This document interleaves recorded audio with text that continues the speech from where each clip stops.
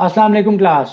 I am Muhammad Aslan Sati and I am back with another informative lecture, and in fact it's going to be a huge lecture because ये quantitative mathematics की marathon है past papers की and इसके अंदर 2025 तक के जो questions हैं उनको ऐड किया गया। जो भी रिसेंट 2025 के स्प्रिंग का टेस्ट कंडक्ट किया गया था उसके साथ साथ जो राउंड वन के टेस्ट कराची कैंपस में या लाहौर कैंपस में कंडक्ट हुए थे, अपार्ट फ्रॉम दैट जो इंजीनियरिंग के इंट्रेंस टेस्ट कंडक्ट हुए थे इन द मार्च 2025, उन सारे क्वेश्चन को यहाँ पे कंपाइल किया है मैंने। क्वांटिटेटिव मैथमेटिक्स की इस मैराथन को बनाया है एंड अब इंशाल्लाह जो हमारा अपकमिंग बैरिया का टेस्ट है, चाहे वो कराची कैंपस है, इस्लामाबाद कैंपसेस हैं दोनों, या वो लाहौर का कैंपस है, उनके लिए हम लोग अब मैराथन्स को रेगुलर बेसिस के ऊपर कवर अप करेंगे इंशाल्लाह, ताकि आप सबकी जो प्रिपरेशन है वो 100% हो जाए। एंड उतनी पास पेपर्स मैराथन की न्यू सीरीज़ का ये लेक्चर नंबर 1 है, जिसमें हम क्वान्टिटेटिव मैथमेटिक्स से स्टार्ट लेंगे। इसके बाद एडवांस मैथमेटिक्स का लेक्चर भी आएगा, फिजिक्स का लेक्चर भी आएगा, उसके साथ साथ जनरल नॉलेज की भी पास पेपर्स की मैराथन करेंगे, इंग्लिश एंड एनालिटिकल रीजनिंग की भी पास पेपर मैराथन करेंगे एंड 100% इंशाल्लाह हम इनमें वो ऑथेंटिक क्वेश्चंस ऐड करेंगे जो कि स्टूडेंट फीडबैक में मैंने गैदर किए हैं। क्योंकि हर साल हर सेशन में 100 ऑफ स्टूडेंट्स हमारे बैरिया के एंट्रेंस टेस्ट में पेयर होते हैं, तो उनकी फीडबैक के ऊपर, स्टूडेंट नॉलेज के ऊपर जो क्वेश्चन गैदर किए गए हैं ये प्योर वो क्वेश्चन हैं एंड इंशाल्लाह पेपर ओरिएंटेड क्वेश्चन हैं। देखिए बैरिया का टेस्ट जो है वो कंप्यूटर बेस्ड टेस्ट है, रैंडमली ये पूल ऑफ क्वेश्चन में से क्वेश्चन जनरेट होकर आते हैं, लेकिन these are the most frequently repeated questions. इंशाल्लाह अगर आप इन क्वेश्चंस को अटेम्प्ट करते हो, इनको आप सॉल्व करते हो, इस मैराथन को आप कंप्लीटली समझ लेते हो और अपने अपने सब्जेक्ट्स की तमाम मैराथन्स को कर लेते हो जो कि आपके इंट्रेंस टेस्ट में इंक्लूडेड है, तो आई एम होपफुल कि आप बहुत अच्छा अपना जो स्कोर है इंट्रेंस टेस्ट में वो ले सकते हैं। एंड बहुत से क्वेश्चन जो हैं वो रिपीट होने के चांसेस होते हैं पूल ऑफ क्वेश्चन में से, तो इंशाल्लाह बहुत से क्वेश्चंस एज इट इज भी पेपर में आने के आपके पास चांसेस हैं। अब हम स्टार्ट करते हैं क्वेश्चन नंबर 1 से। क्वेश्चन नंबर 1 काफी दफा रिपीट हो चुका है प्रीवियस क्वेश्चंस के अंदर भी, आपने मेरी प्रीवियस मैराथन्स में भी इसको देखा होगा, लास्ट ईयर की मैराथन्स में भी देखा होगा, और ये इस दफा राउंड 1 में क्योंकि दोबारा रिपीटेड क्वेश्चन है तो इसलिए इससे स्टार्ट लिया है। तो 2m प्लस 1/m की वैल्यू गिवन है 3 इंटू अंडर रूट टू। सो हमारे पास वैल्यू गिवन है जी 2m प्लस 1/m की वैल्यू गिवन है 3 अंडर रूट टू, और एग्जामिनर हमसे पूछ रहे हैं कि 8m cube plus 1/m cube की वैल्यू बताएं। सो गिवन है हमारे पास 2m प्लस 1/m की वैल्यू जो कि है 3 अंडर रूट टू, और वैल्यू हमसे पूछ रहे हैं 8m cube plus 1/m cube की वैल्यू। तो इट मीन्स कि मुझे इसका क्यूब करना पड़ेगा। दोनों तरफ मैं क्या करूंगा, होल क्यूब को ओपन करूंगा। सो होल क्यूब का फॉर्मूला क्या होता है, और दो स्टूडेंट जिनको फॉर्मूला नहीं आता a plus b whole cube का फॉर्मूला मैं बता दूं, that is a cube plus 3ab into a plus b का क्यूब। सो लेफ्ट साइड पे आएगा 8m का क्यूब, ए का क्यूब, प्लस ए मेरा यहाँ पे क्या है 2m है, बी मेरे पास क्या है 1/m है। सो 2 का क्यूब 8, m का cube m cube, a cube plus 3ab into a plus b का cube. So now b is 1/m, 1/m का क्यूब 1 का क्यूब 1, m क्यूब का m का cube m cube is equal to, right side पे क्या होगा भाई, right side पे होगा 3 का क्यूब, क्योंकि दोनों टर्म्स मल्टीप्लाई हो रही हो तो दोनों का क्यूब होगा ना। सो 3 का क्यूब इज 27 एंड साथ में आएगा अंडर रूट टू का क्यूब। अब पेपर में कैलकुलेटर तो अलाउ नहीं है, अंडर रूट टू का क्यूब हम कैसे करेंगे, अंडर रूट टू का cube means under root two into under root two into under root two, ये क्यूब है, ये क्यूब है जो थोड़ा सा टेढ़ा हो गया है यहाँ पे, ठीक है। सो क्यूब है ये, under root two into under root two into under root two. अब अंडर रूट टू का स्केयर हो जाएगा एंड ये टर्म आ जाएगी अंडर रूट टू के स्केयर के साथ 2 कैंसिल हो जाएगा, तो this will be 2 times under root two आ जाएगा साथ। इसको मैं पहले ठीक कर लेता हूँ राइट साइड पे, तो राइट साइड पे हो जाएगा 54 under root two. Now left side पे देखना है मैंने, तो लेफ्ट साइड पे मुझे तो वैल्यू चाहिए भाई 8m cube plus 1/m cube की। So this value and this value, इस सारी टर्म को कुछ ना कुछ करना पड़ेगा, सॉल्व करना पड़ेगा, तभी तो मेरे पास सिर्फ 8m cube plus 1/m cube की वैल्यू रह जाएगी। तो यहाँ पे m और m कैंसिल हो जाएंगे, 3 इंटू टू करेंगे 6 हो जाएगा। तो लेफ्ट साइड पे आएगा 8m का क्यूब प्लस 3 2 6, एंड ये जो पूरी टर्म है 2m प्लस 1/m ये एज इट इज है। स्टेप मैं कर देता हूं आपको समझाने के लिए, लेकिन पेपर में आपको स्टेप्स के मार्क्स नहीं मिलेंगे, तो जहां पे स्टेप बच रहा होगा आप स्टेप बचा लीजिएगा ताकि आप अपने टाइम को वेल मैनेज कर सको एंट्रेंस टेस्ट में। क्योंकि एंट्रेंस टेस्ट 3 चीज़ों की गेम होता है कि आप टाइम को मैनेज कर पाओ एंड मैक्सिमम नंबर्स को अटेम्प्ट कर पाओ और कंफ्यूजन का शिकार ना हो। So anyways coming back to the question, ये आ गए थे हम 6 × 2m+1/m पे। अब 6 × 2m+1/m, 2m+1/m की वैल्यू मेरे पास क्वेश्चन में गिवन है जो कि है 3√2। इसको मैं यहाँ पे पुट कर दूंगा, 3√2 आ गया सारे टर्म की जगह पे, प्लस ये आ गया 1/m³ and 8m³ is equal to 54√2, right side पे चल रहा है एज इट इज। अब क्या होगा कि ये टर्म बन जाएगी 6 3 18, सो दिस विल बी 18√2, और ये रह गया 8m³ plus 1/m³, so which can be written as 8m³ plus 1/m³ is equal to 54√2 is equal to 54√2। And ये जो टर्म आई थी 6 3 18, 18√2 को मैं राइट साइड पे ले जाऊंगा, माइनस हो जाएगा, तो 54√2 में से 18√2 माइनस हो जाएगा, तो 36√2 आंसर आ जाएगा मेरे पास 8m³ प्लस 1/m³ का। So 36√2, option C here is the right choice. So this is a very important question. a plus b whole cube का फॉर्मूला अगर आता है तो आगे कैलकुलेशन ही है इसमें, आप इसको इजिली कवर कर सकते हैं, एंड बहुत फ्रीक्वेंटली रिपीटेड क्वेश्चन में से है ये, ठीक है। तो बड़ा इंपॉर्टेंट क्वेश्चन है, इसको आपने देखना है इंशाल्लाह, पेपर ओरिएंटेड क्वेश्चन है, पेपर में आ सकता है। अब हम चलते हैं क्वेश्चन नंबर 2 की तरफ। क्वेश्चन नंबर 2 पे आ जाएंगे। The sum of two numbers is 83।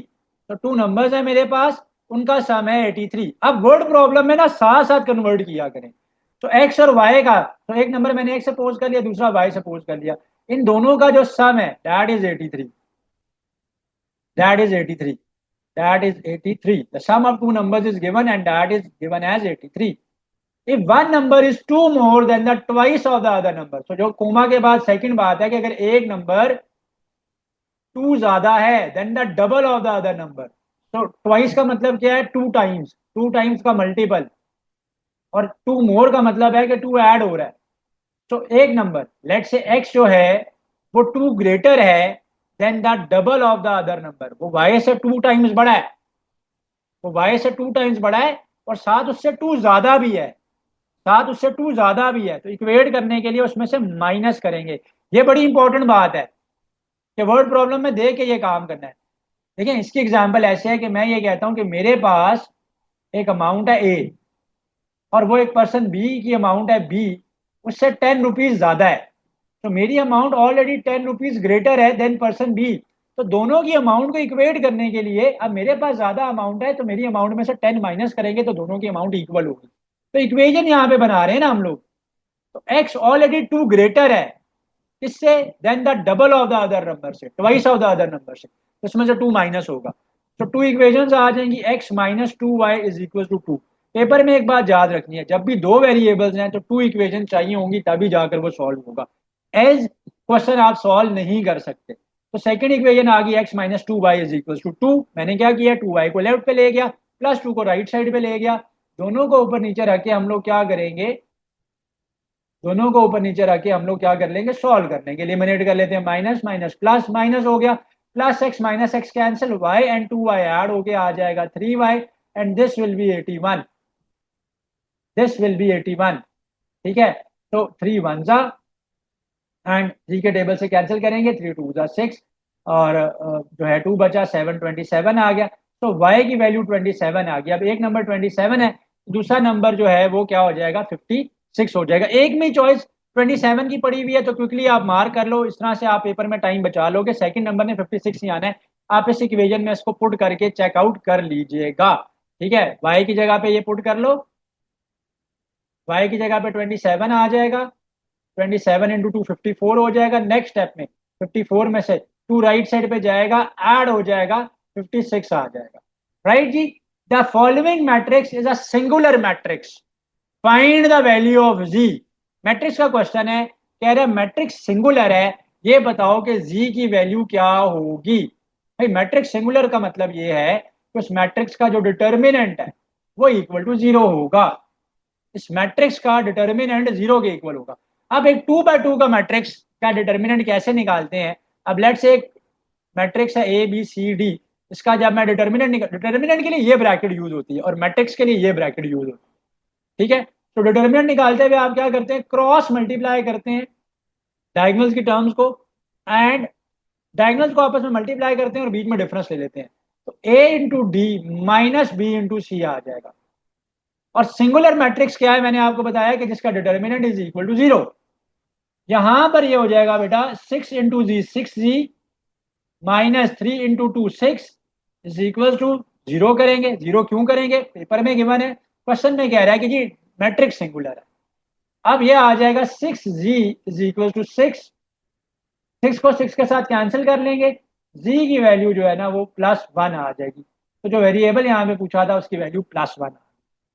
तो डिटर्मिनेंट लेना बहुत इजी है, ट्रांसपोज का कॉन्सेप्ट, डिटर्मिनेंट का कॉन्सेप्ट ये आना चाहिए, मैट्रिसेस में से ऐसे क्वेश्चन आपके पेपर में होते हैं। The product of the following matrices, तो दो जो गिवन मैट्रिसेस है इनका प्रोडक्ट पूछ रहा है कि इनका मल्टीपल क्या होगा। देखिए मैट्रिसेस को मल्टीप्लाई करने के लिए आपने एक रूल याद रखना है कि जो फर्स्ट मैट्रिक्स के कॉलम्स हैं, फर्स्ट मैट्रिक्स के जो नंबर ऑफ कॉलम्स हैं वो इक्वल होंगे अगर सेकंड मैट्रिक्स के नंबर ऑफ रोज के, तो ही मैट्रिक्स की मल्टीप्लिकेशन पॉसिबल है, अदरवाइज मैट्रिसेस की मल्टीप्लिकेशन पॉसिबल नहीं है। ठीक है, सो मैट्रिक्स का ऑर्डर कैसे लिखते हैं, मैं ऑर्डर लिखना भी बता देता हूं। ऑर्डर कैसे लिखते हैं, रोज इनटू कॉलम्स करके लिखते हैं। रोज जो होती हैं वो हॉरिजॉन्टल होती हैं, वो हॉरिजॉन्टल होती हैं, और कॉलम्स जो हैं बच्चों वो क्या होते हैं, वो वर्टिकल होते हैं। कॉलम्स जो हैं वो क्या होते हैं, वर्टिकल होते हैं। कॉलम्स हमारे पास वर्टिकल होते हैं, कॉलम्स वर्टिकल और रोज जो है वो हॉरिजॉन्टल होती है। तो इस मैट्रिक्स का ऑर्डर बनेगा, फर्स्ट मैट्रिक्स का ऑर्डर बनेगा, इसमें एक ही रो है और 2 कॉलम्स है तो 1 × 2। सेकंड का भी यही ऑर्डर बनेगा 1 × 2। तो मल्टीप्लिकेशन पॉसिबल नहीं है। वाई, मल्टीप्लिकेशन के लिए कंडीशन क्या है, उसका रूल ये है कि जब फर्स्ट के नंबर ऑफ कॉलम्स सेकंड की रोज के इक्वल होंगे तो मल्टीप्लाई तभी हो सकता है। तो इसके तो कॉलम्स कितने हैं, कॉलम्स तो बाद में लिखे जा रहे हैं, इसके कॉलम्स हैं 2 और इसकी रोज है 1। तो मल्टीप्लीकेशन पॉसिबल नहीं है, so the multiplication is not possible, ये रूल याद रखना है। कह रहे simplify log 75 using logarithmic rules. तो लॉग के 4 रूल याद रखने हैं, बहुत इंपॉर्टेंट है। लॉग में अगर दो टर्म्स मल्टीप्लाई हो रही हैं तो वो जब लॉग सेपरेट होगा तो ऐड हो जाती है, log a plus log of b हो जाती है। लॉग में अगर टू टर्म्स डिवाइड हो रही हैं तो they are written as log a minus log b. ठीक है, फिर अगर लॉग में एक टर्म पावर में पड़ी हुई है तो पावर शुरू में आकर मल्टीप्लाई हो जाती है, ये रूल याद आना चाहिए। और फिर एक लॉग, जो लॉग की बेस है उसी नंबर का ही लॉग ले रहे हैं, अगर लॉग की बेस भी ये है और उसी नंबर का ही आप लॉग ले रहे हो, बेस और नंबर सेम है तो वो 1 बन जाता है। एंड लास्ट रूल याद रखो वो ये है कि अगर लॉग ऑफ ए की power a of x, log base a of x equal to y लिखा हुआ है, तो जब इसको आप रीराइट कर सकते हो कि लॉग को आप खत्म कर दो, लॉग खत्म हो जाएगा और ये जो बेस थी ये तो यहीं पे रहेगी, लेकिन ये जो टर्म्स हैं ये स्वैप हो जाएंगी। So A Y is equal to X लिखा जाएगा। अगर ये 4 रूल्स लॉग के याद हैं, बहुत इजी है, लॉग का हर क्वेश्चन सॉल्व हो जाएगा। लॉग 75 है, हमेशा चॉइसेस को देखा करें, एंट्रेंस टेस्ट में हमेशा चॉइसेस की तरफ नजर रखा करें कि क्वेश्चन किस फॉर्म में है, किस तरह से मैंने उसका, किस फॉर्म में मैंने उसका आंसर लिखना है, फिर आप ही आंसर को उसी फॉर्म में ही लिखो। ठीक है, तो लॉग 75 है, लॉग 75 को मैं देखता हूं कि मैं कैसे लिख सकता हूँ। तो 75 के मैं फैक्टर्स बनाता हूँ, 5 के टेबल से करूंगा, 5 1 जा 5, 2 और 5 25, फिर 5 से करूंगा, 5 3 जा 15 3। तो लॉग 5 × 5 × 3, तो ये आ जाएगा लॉग 5 की पावर 2 × 3। अब लॉग का रूल क्या है कि अगर दो लॉग मल्टीप्लाई हो रहे हैं, लॉग में दो टर्म मल्टीप्लाई हो रहे हैं तो दो लॉग में सेपरेट हो जाएंगे, और जब सेपरेट होंगे तो यहाँ पर प्लस आएगा, तो ये हो जाएगा लॉग 5 की पावर 2 प्लस लॉग ऑफ 3। अब ये जो 2 है स्टार्ट में चला जाएगा और स्टार्ट में जाकर मल्टीप्लाई हो जाएगा, ये हो जाएगा 2 log 5 plus log of 3, 2 log 5 plus log of 3। Option b here is the right choice. Next question है log 16 of x equal to 3/2 है, कह रहा है कि वैल्यू ऑफ x बता दो। तो लास्ट रूल जो मैंने आपको बताया लॉग का जो आपको मैंने थ्योरम्स बताए उसमें से ये है कि अगर log a of x equal to y लिखा हो तो आप बेस तो वही रहने दें लेकिन पावर्स को स्वैप कर देंगे। तो मैं क्या करूंगा, इसको यूज करूंगा। तो log a of x equal to y है, लॉग खत्म करेंगे तो a of y is equal to x हो जाएगा। तो मैं यहाँ पे लॉग को खत्म करूंगा, 16 की power 3/2 is equal to x हो जाएगा। सॉल्व कर लेते हैं। अब 16 को लिखा जा सकता है 4 की पावर 2, होल पावर 3/2 तो अपनी जगह पे है, भाई पावर के ऊपर पावर हो तो पावर्स मल्टीप्लाई होती हैं, तो ये 2 एक पावर बन गई। क्यों? 16 को मैंने 4 का स्क्वायर लिखा है, 2 2 के साथ कैंसिल हो गया, ये इक्वल का साइन है। 4 का क्यूब आ गया, ठीक है, 4 का क्यूब रह गया पीछे। एक्स है, एक्स की वैल्यू क्या हो जाएगी? 4 इंटू 4 16, 16 इंटू 4 64। तो चॉइस वन को करेक्ट कर लो, 4 नहीं है बल्कि 64 है। तो आंसर यहाँ पर क्या आएगा? 64 आएगा जी यहाँ पर आंसर। तो option A is the right choice, 64 जो है वो यहाँ पर आंसर है। नेक्स्ट क्वेश्चन की तरफ अब हम लोग चलते हैं जी। अगेन लॉग का क्वेश्चन है, और लॉग का कौन सा रूल यहाँ पे अप्लाई होगा कि अगर लॉग में बेसिस आपकी सेम है, लॉग में अगर बेसिस आपकी सेम है, ठीक है, अगर लॉग में बेसिस आपकी सेम है, तो लॉग 5 ऑफ 5 है, ठीक है, और वही उसी नंबर का ही आप लॉग ले रहे हो, बेस सेम है उसी नंबर का लॉग ले रहे हो, यानी लॉग x ऑफ x क्या होता है? 1 होता है। तो यहाँ पे ये लॉग 5 ऑफ 5 है, ये भी 1 हो जाएगा, और दूसरा लॉग जो है वो भी लॉग 5 ऑफ 5 है, वो भी 1 हो जाएगा। 1 + 1 2 आ जाएगा। तो 1 + 1 की वैल्यू आ गई 2, ऑप्शन बी करेक्ट चॉइस है। बड़ा इंपॉर्टेंट क्वेश्चन है। Single discount, single equivalent, single discount equivalent to two successive discounts of 10%, 10% and 15%। तो कह रहे हैं single discount, single equivalent discount, दो सक्सेसिव डिस्काउंट का, सक्सेसिव का मतलब क्या? एक के बाद दूसरा डिस्काउंट दिया गया, एक के बाद एक आने वाला सक्सेसिव। 10% के पहले डिस्काउंट है, उसके बाद 15% का डिस्काउंट है, तो आप ये बताओ कि वो इक्विवेलेंट डिस्काउंट किसके इक्वल होगा? स्टूडेंट्स इस क्वेश्चन में क्या मिस्टेक करते हैं? 10 + 15 25% कह देते हैं, ये रॉन्ग है, ये रॉन्ग है। देखें, हम इसमें सपोज कर लेते हैं, फॉर एग्जांपल मैं 100 सपोज कर लेता हूँ। जब भी परसेंटेजेस हो ना और नंबर सपोज करने हो तो 100, 10 या 1000 सपोज किया करें। क्यों? क्योंकि इनका 1% 10% निकालना बहुत आसान होता है। तो लेट से एक चीज थी, उसकी प्राइस थी पहले 100 रुपीज, मैंने उस पर 10% का डिस्काउंट दिया तो उसकी प्राइस हो जाएगी 90, क्योंकि 100 का 10% क्या हो जाएगा? 10। जब डिस्काउंट दे दिया तो पीछे 90 रह गया। अब 90 के ऊपर 15% का डिस्काउंट है ना, पहले 10% का डिस्काउंट देने के बाद फिर 15% का डिस्काउंट दिया गया, तो 90 का 15% निकाल लेते हैं। अब किसी भी नंबर की स्पेसिफिक परसेंटेज निकालनी हो तो उसको नंबर से मल्टीप्लाई करते हैं, और उस परसेंटेज को। तो मैंने 90 को 15% से मल्टीप्लाई किया, परसेंटेज का साइन खत्म करने के लिए 100 से डिवाइड करूंगा, जीरो जीरो के साथ कैंसिल हो जाएगा। और उसके बाद मैं क्या करूंगा? 5 2 एंड 5 3 5 2 हो गया ये, और 5 3 कैंसिल हो गया, ऊपर आ जाएगा 9 3 27 और नीचे आ जाएगा 2। तो ये आ जाएगा, कैंसिल करूंगा तो 13.5 आ जाएगा। कैसे? 2 13 26, 1 बचा, पॉइंट लगाया, आगे जीरो लगाया, तो 13.5 आ गया, 13.5 आ गया। पेपर में कैलकुलेटर अलाउ नहीं होगा तो डिवीजन कर लेनी है। 2 26 क्या हो गया? 2 13 क्या हो गया? 26। तो 2 13 क्या हो गया जी? 26 हो गया, 1 बचा, पॉइंट लगाएंगे, पॉइंट लगा के यहाँ पे जीरो लगाएंगे, 2 5 10, तो 13.5 आंसर आ गया ना। तो 13.5 आया, तो बाद में 13.5 का डिस्काउंट बन रहा है वो। तो पहले तो 10% का डिस्काउंट 10 ही बना था, और फिर उस पर 15% इक्विवेलेंट बना था 13.5 के, जो कि टोटल बन जाता है 23.5%। यहाँ पे आंसर आएगा 23.5%। ऑप्शन ऊपर नीचे हुए में है, ऑप्शन करेक्ट आंसर 23.5 ही बनेगा। ठीक है जी।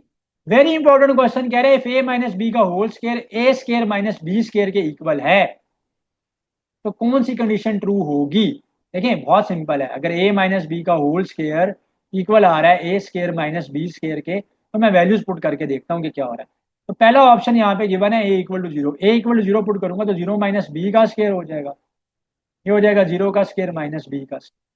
तो माइनस बी का स्केयर आ जाएगा प्लस बी स्केयर, जीरो का स्केयर जीरो है, बी स्केयर और माइनस बी स्केयर, ये तो इक्वल नहीं है, ठीक है, ये तो रॉन्ग आ रहा है। और साथ एक और बात है गिवन थी, ए और बी दोनों की डिफरेंट वैल्यू है, यानी दोनों इकट्ठे जीरो नहीं हो सकते, दोनों एक टाइम पे जीरो नहीं हो सकते।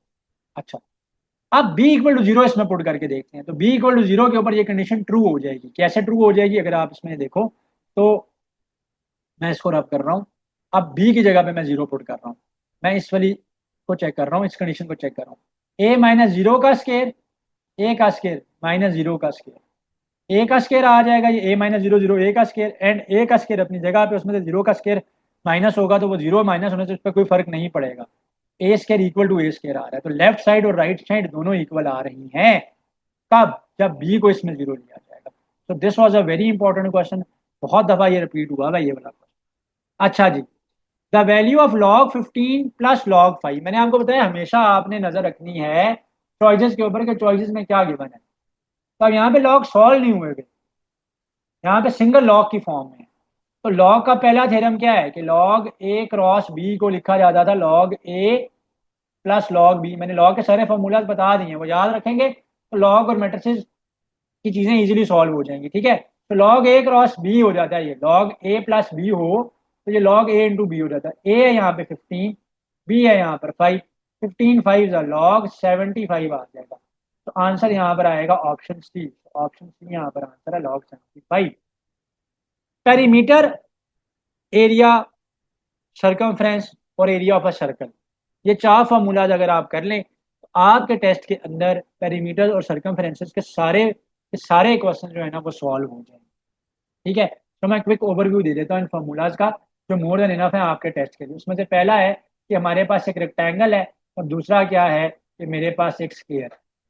तो रेक्टेंगल के अंदर क्या होता है, रेक्टेंगल का जो पेरीमीटर है ना उसका फॉर्मूला होता है 2 इंटू लेंथ प्लस विड्थ। भाई पेरीमीटर सम ऑफ साइड है, तो ये भी लेंथ है ये भी लेंथ है, 2 इसमें लेंथ है 2 इसमें विड्थ है, तो 2 इंटू लेंथ प्लस विड्थ होता है। एरिया होता है इसका लेंथ इंटू विड्थ। स्क्वायर के केस में all the four sides are equal, उसके केस का पेरीमीटर होता है 4x, यानी एक साइड को उठाया x एक साइड की लेंथ है, 4 से मल्टीप्लाई किया पेरीमीटर आ जाएगा।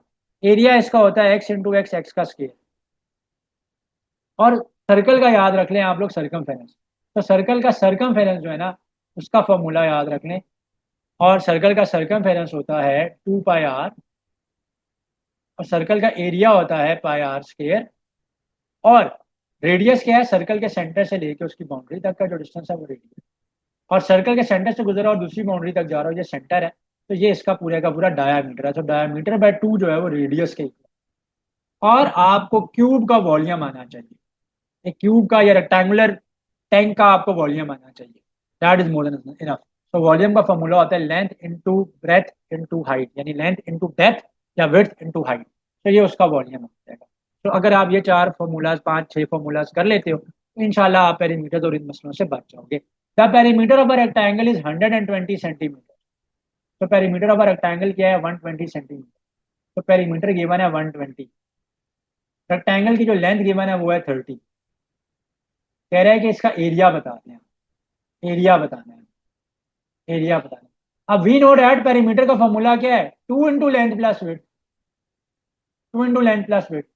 तो पेरीमीटर है 120, 2 इंटू लेंथ कितनी गिवन है 30, विड्थ पहले निकाल लेते हैं ना, तभी तो मैं एरिया निकाल सकूंगा ना। एरिया निकालना है ना भाई, एरिया का फॉर्मूला क्या है, अभी रिवाइज कराया, लेंथ इंटू विड्थ है। तो विड्थ नहीं है मेरे पास एरिया निकाल, तो पहले मैं विड्थ फाइंड आउट करूंगा। तो 120 आ गया, 2 इंटू 30 किया 60 आ गया, 2 इंटू डब्ल्यू किया 2 डब्ल्यू आ गया। 60 लेफ्ट साइड पे जाकर माइनस होगा, 120 में से 60 को माइनस कर ले। तो 120 में से 60 माइनस, पीछे रह गया 2 टाइम्स ऑफ विड्थ। 120 में 60 गया, 60 बचा, 2 ऑफ डब्ल्यू रह गया, 2 60 के साथ कैंसिल हो जाएगा, डब्ल्यू की वैल्यू 30 आ जाएगी। तो डब्ल्यू की वैल्यू क्या आ जाएगी, विड्थ आ गई 30, विड्थ भी 30 है लेंथ भी 30 है। एरिया निकाल लेते हैं ना, मसला कोई भी नहीं है। विड्थ भी 30 है लेंथ भी 30 है। एरिया, विड्थ है 30, लेंथ है 30, 900 सेंटीमीटर स्क्वायर। तो ये आ जाएगा 900 सेंटीमीटर स्क्वायर। ऑप्शन सी यहाँ पर राइट है। ये क्वेश्चन पेपर में आया था पास, जो मास्टर क्लास मैंने अपलोड की हुई है मोस्ट रिपीटेड क्वेश्चन की, जिनको मैंने कहा है शॉर्ट क्वेश्चन है पेपर में आते हैं, वहां पे बच्चों ने कहा है कि सर आपने एक जीरो मिस कर दिया। तो जीरो मिस हो गया, कोई मसला नहीं था, उसमें कॉन्सेप्ट समझना है और यहाँ पे भी यही काम करना है। और यहाँ पे आंसर जो था ना वो पावर ऑफ 10 की फॉर्म में था।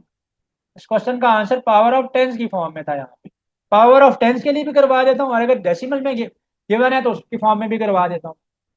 तो पहले पावर ऑफ टेंस के लिए क्या लेते हैं, पॉइंट खत्म होता है जब भी तो 1 आता है, पॉइंट के बाद 3 डिजिट है 1 2 3, तो 3 जीरोज आएंगे। ये बन जाएगा 2/1000 इंटू, यहाँ पे पॉइंट खत्म होगा, पॉइंट जब भी खत्म होता है 1 आता है, यहाँ पे 2 डिजिट्स हैं तो 2 जीरोज आएंगे।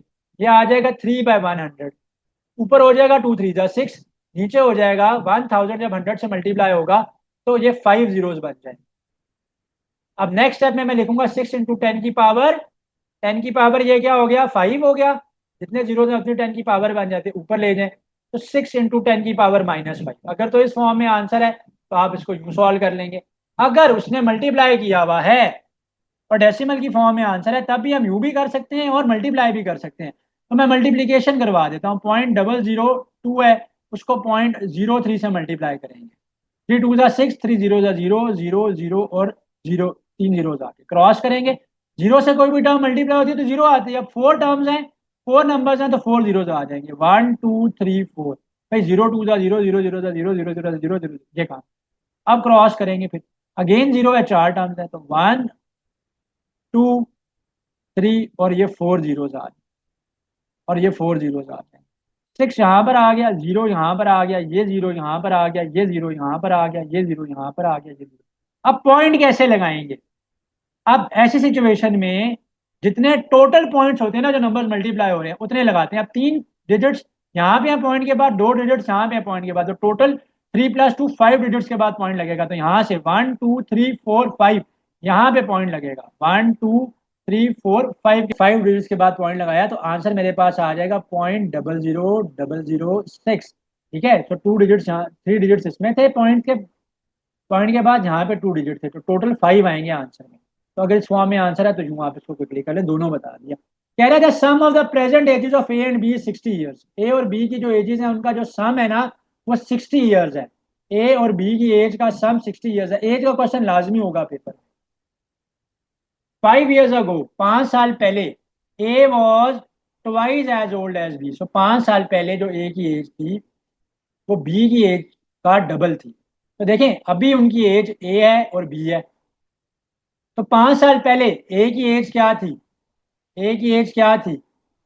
ए की एज A-5 हो जाएगी।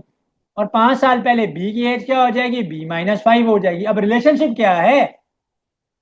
5 years अगो, 5 years अगो की एज तो निकाल ली, A-5 और B-5। ए जो था वो डबल था एज में बी से। तो A-5 was equal to 2 × B-5।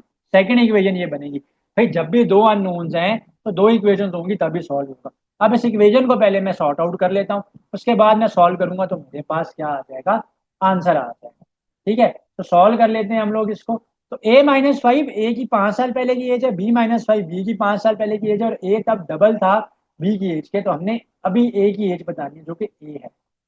Equation को ओपन कर लिया मैंने। A-5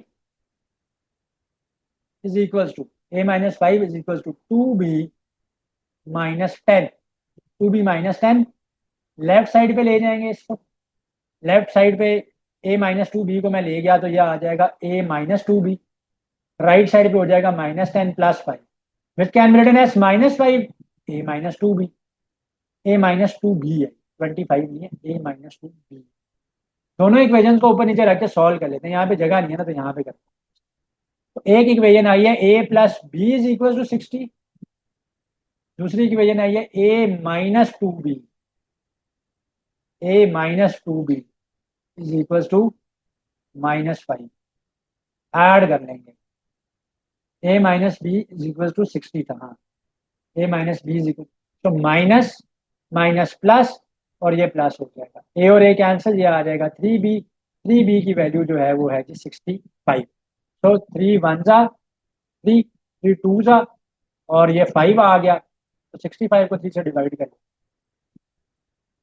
3 2 जा 6, 3 बल्कि 20 से कर, तो 20, यह आ गया मेरे पास, क्या आ गया? 5 बचा। पॉइंट लगाऊंगा, पॉइंट लगा के यहाँ पे, पॉइंट लगा के यहाँ पे जीरो लगाऊंगा, और 3 10 जा 30 हो जाएगा, एंड 3 6 जा 18 होता है, 48 हो गया ये। ठीक है, तो 3 16 जा 48, तो 20.16 इसकी एज है। ठीक है, 48। तो ये आगे चलता रहेगा। तो यहाँ पे ना, इस क्वेश्चन में थोड़ा सा कुछ टाइपो हुआ है, क्योंकि चॉइसेस जो है वो 30 ईयर्स 35 ईयर्स हैं। एक दफा फिर इसको देख लेता हूँ मैं, कहीं पे मसला तो नहीं है इसमें। The sum of present ages of A and B, A+B तो 60 है। 5 साल पहले ए वॉज, 5 साल पहले जो ए की एज थी वो A-5 हो गई, वो डबल थी बी की एज का, 2B-5। बहरहाल इक्वेशन यही बनती हैं, चॉइसेस में कुछ गड़बड़ है यहाँ पर। ठीक है, टाइपिंग की यहाँ पर कोई मिस्टेक है। इक्वेशन बनाना सीख ली ना, काफ़ी है। मैं अगर इसको ठीक हो रहा हुआ तो मैं जब PDF अपलोड करूंगा तो मैं इसकी वैल्यूज़ को चेंज करके बता दूंगा कि यहाँ पे मिस्टेक किस में है और उसमें क्या करेक्शन की जरूरत है। ठीक है जी। अच्छा, ये क्वेश्चन पहले भी करवाया हुआ है, बहुत इंपॉर्टेंट क्वेश्चन है। मेरी मैराथन में मैंने पहले भी करवाया हुआ है, क्योंकि पास पेपर में बहुत ज़्यादा रिपीट हुआ है ये क्वेश्चन। ठीक है, तो क्वेश्चन नंबर 13 में आपको कह रहे हैं कि if x - y is equal to 1, x minus y की वैल्यू जो है वो 1 है। एक्स और वाई का जो डिफरेंस है ना बेसिकली वो जो है 1 है, +1 के इक्वल है। तो कौन सी बात ट्रू होगी कि क्या एक्स ग्रेटर देन वाई होगा? जी हाँ, बिल्कुल ऐसा ही है। देखें, जब भी आप बड़े नंबर में से छोटे नंबर को माइनस करते हैं तो आंसर +1 आएगा। तो ये आएगा ना मेरे पास 13 माइनस 12, ये 1 आएगा।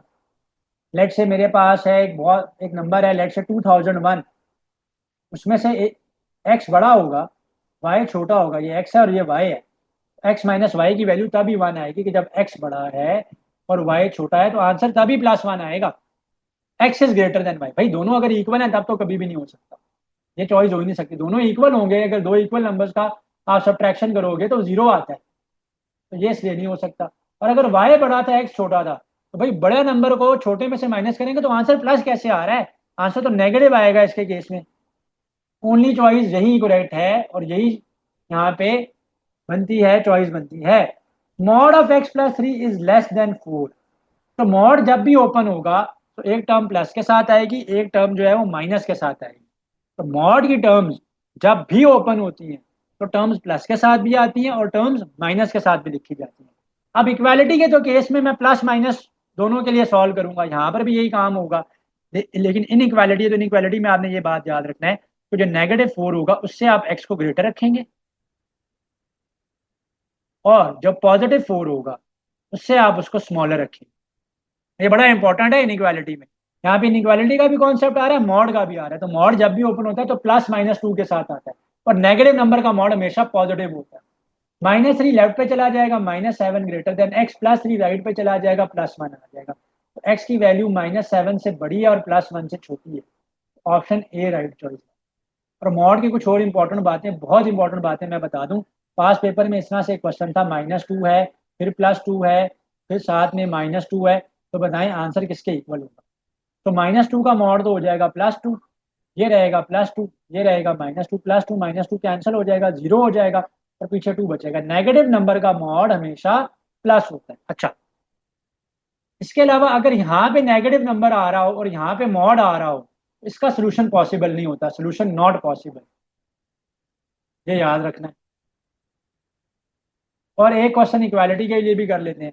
अगर इक्वालिटी के लिए, लेट से यही क्वेश्चन इक्वालिटी के लिए होता कि मॉड ऑफ या x+3 जो है वो इक्वल है मॉड ऑफ 4 के, तो मैं कैसे सॉल्व करूंगा? x+3 को एक दफा +4 के लिए और एक दफा x+3 को मैं सॉल्व करूंगा -4 के लिए। तो ये वैल्यू आ जाएगी x इक्वल टू +1 और x इक्वल टू -7। ठीक है, तो जब भी मॉड ओपन होगा यूं वेरिएबल के साथ, दो प्लस के साथ, दो माइनस। ठीक है, तो सारी सिचुएशन मैंने बता दी मॉड की। मॉड के क्वेश्चन इंपॉर्टेंट है। A can complete the task in 10 days, B can complete the task in 20 days. ये क्वेश्चन तो बहुत ज्यादा करवाए हैं, बहुत बार करवाए हैं। रीजन क्या है कि रिपीटेड क्वेश्चन है, बार बार पूछे भी जाते हैं। तो ए काम कर रहा है 10 डेज में, बी सेम काम कर रहा है 20 डेज में। दोनों को कितना टाइम लगेगा फिनिश टुगेदर? तो ऐसे क्वेश्चन में क्या करना है, हमेशा टाइम का रेसिप्रोकल लो।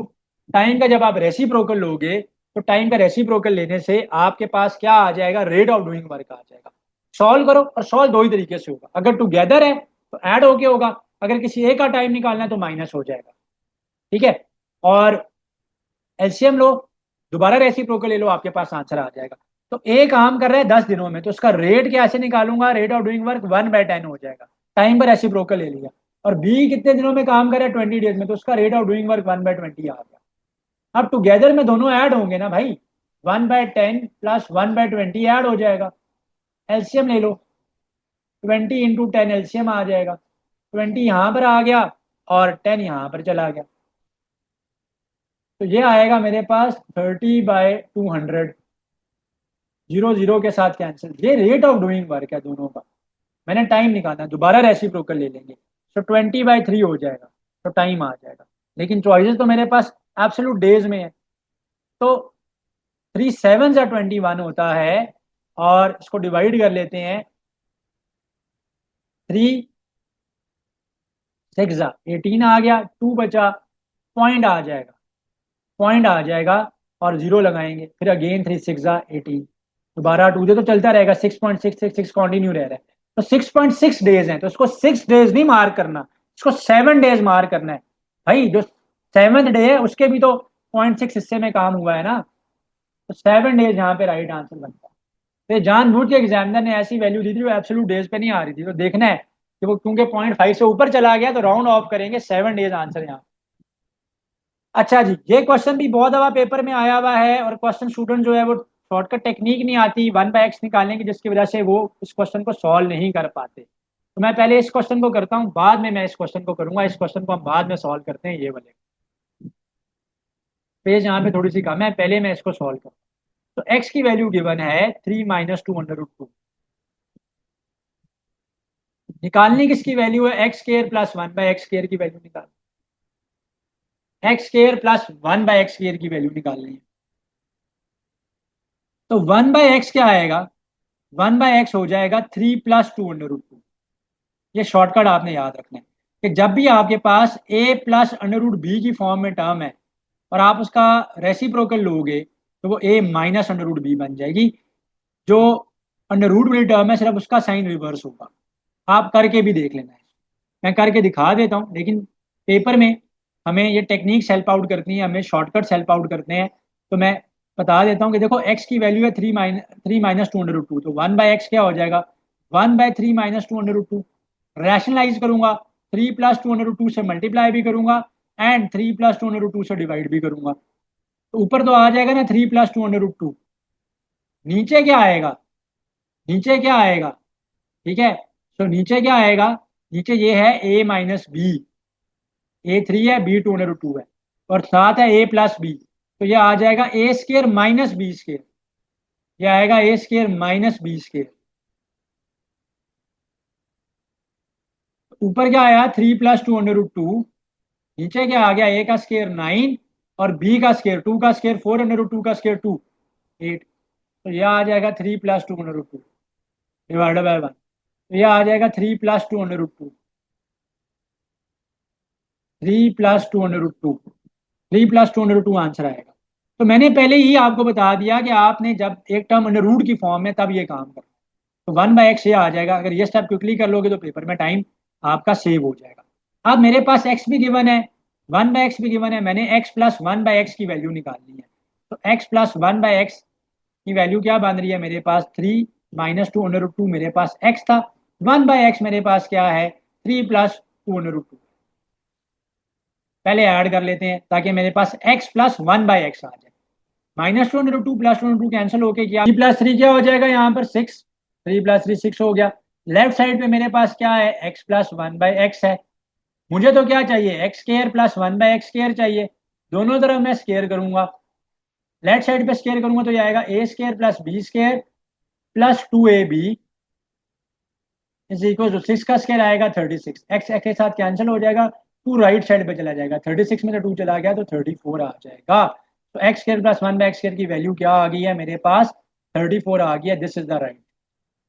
यहाँ पे थोड़ी सी स्पेस कम थी और बहुत ज्यादा यहाँ पे कंजेस्टेड है स्पेस, तो इस क्वेश्चन को मैं नीचे ले जाता हूँ। क्वेश्चन 17 है, x प्लस 1/x की वैल्यू 5 गिवन है, x³ प्लस 1/x³ की वैल्यू पूछ रहा है। तो ये क्वेश्चन भी रिपीटेड क्वेश्चन है और फिर दोबारा आ सकता है पेपर में। तो x प्लस 1/x की वैल्यू 5 गिवन है, x प्लस 1/x की वैल्यू जो है ना वो 5 गिवन है, x प्लस 1/x की वैल्यू जो है वो 5 गिवन है, और हमसे x³ प्लस 1/x³ की वैल्यू पूछ रहे हैं।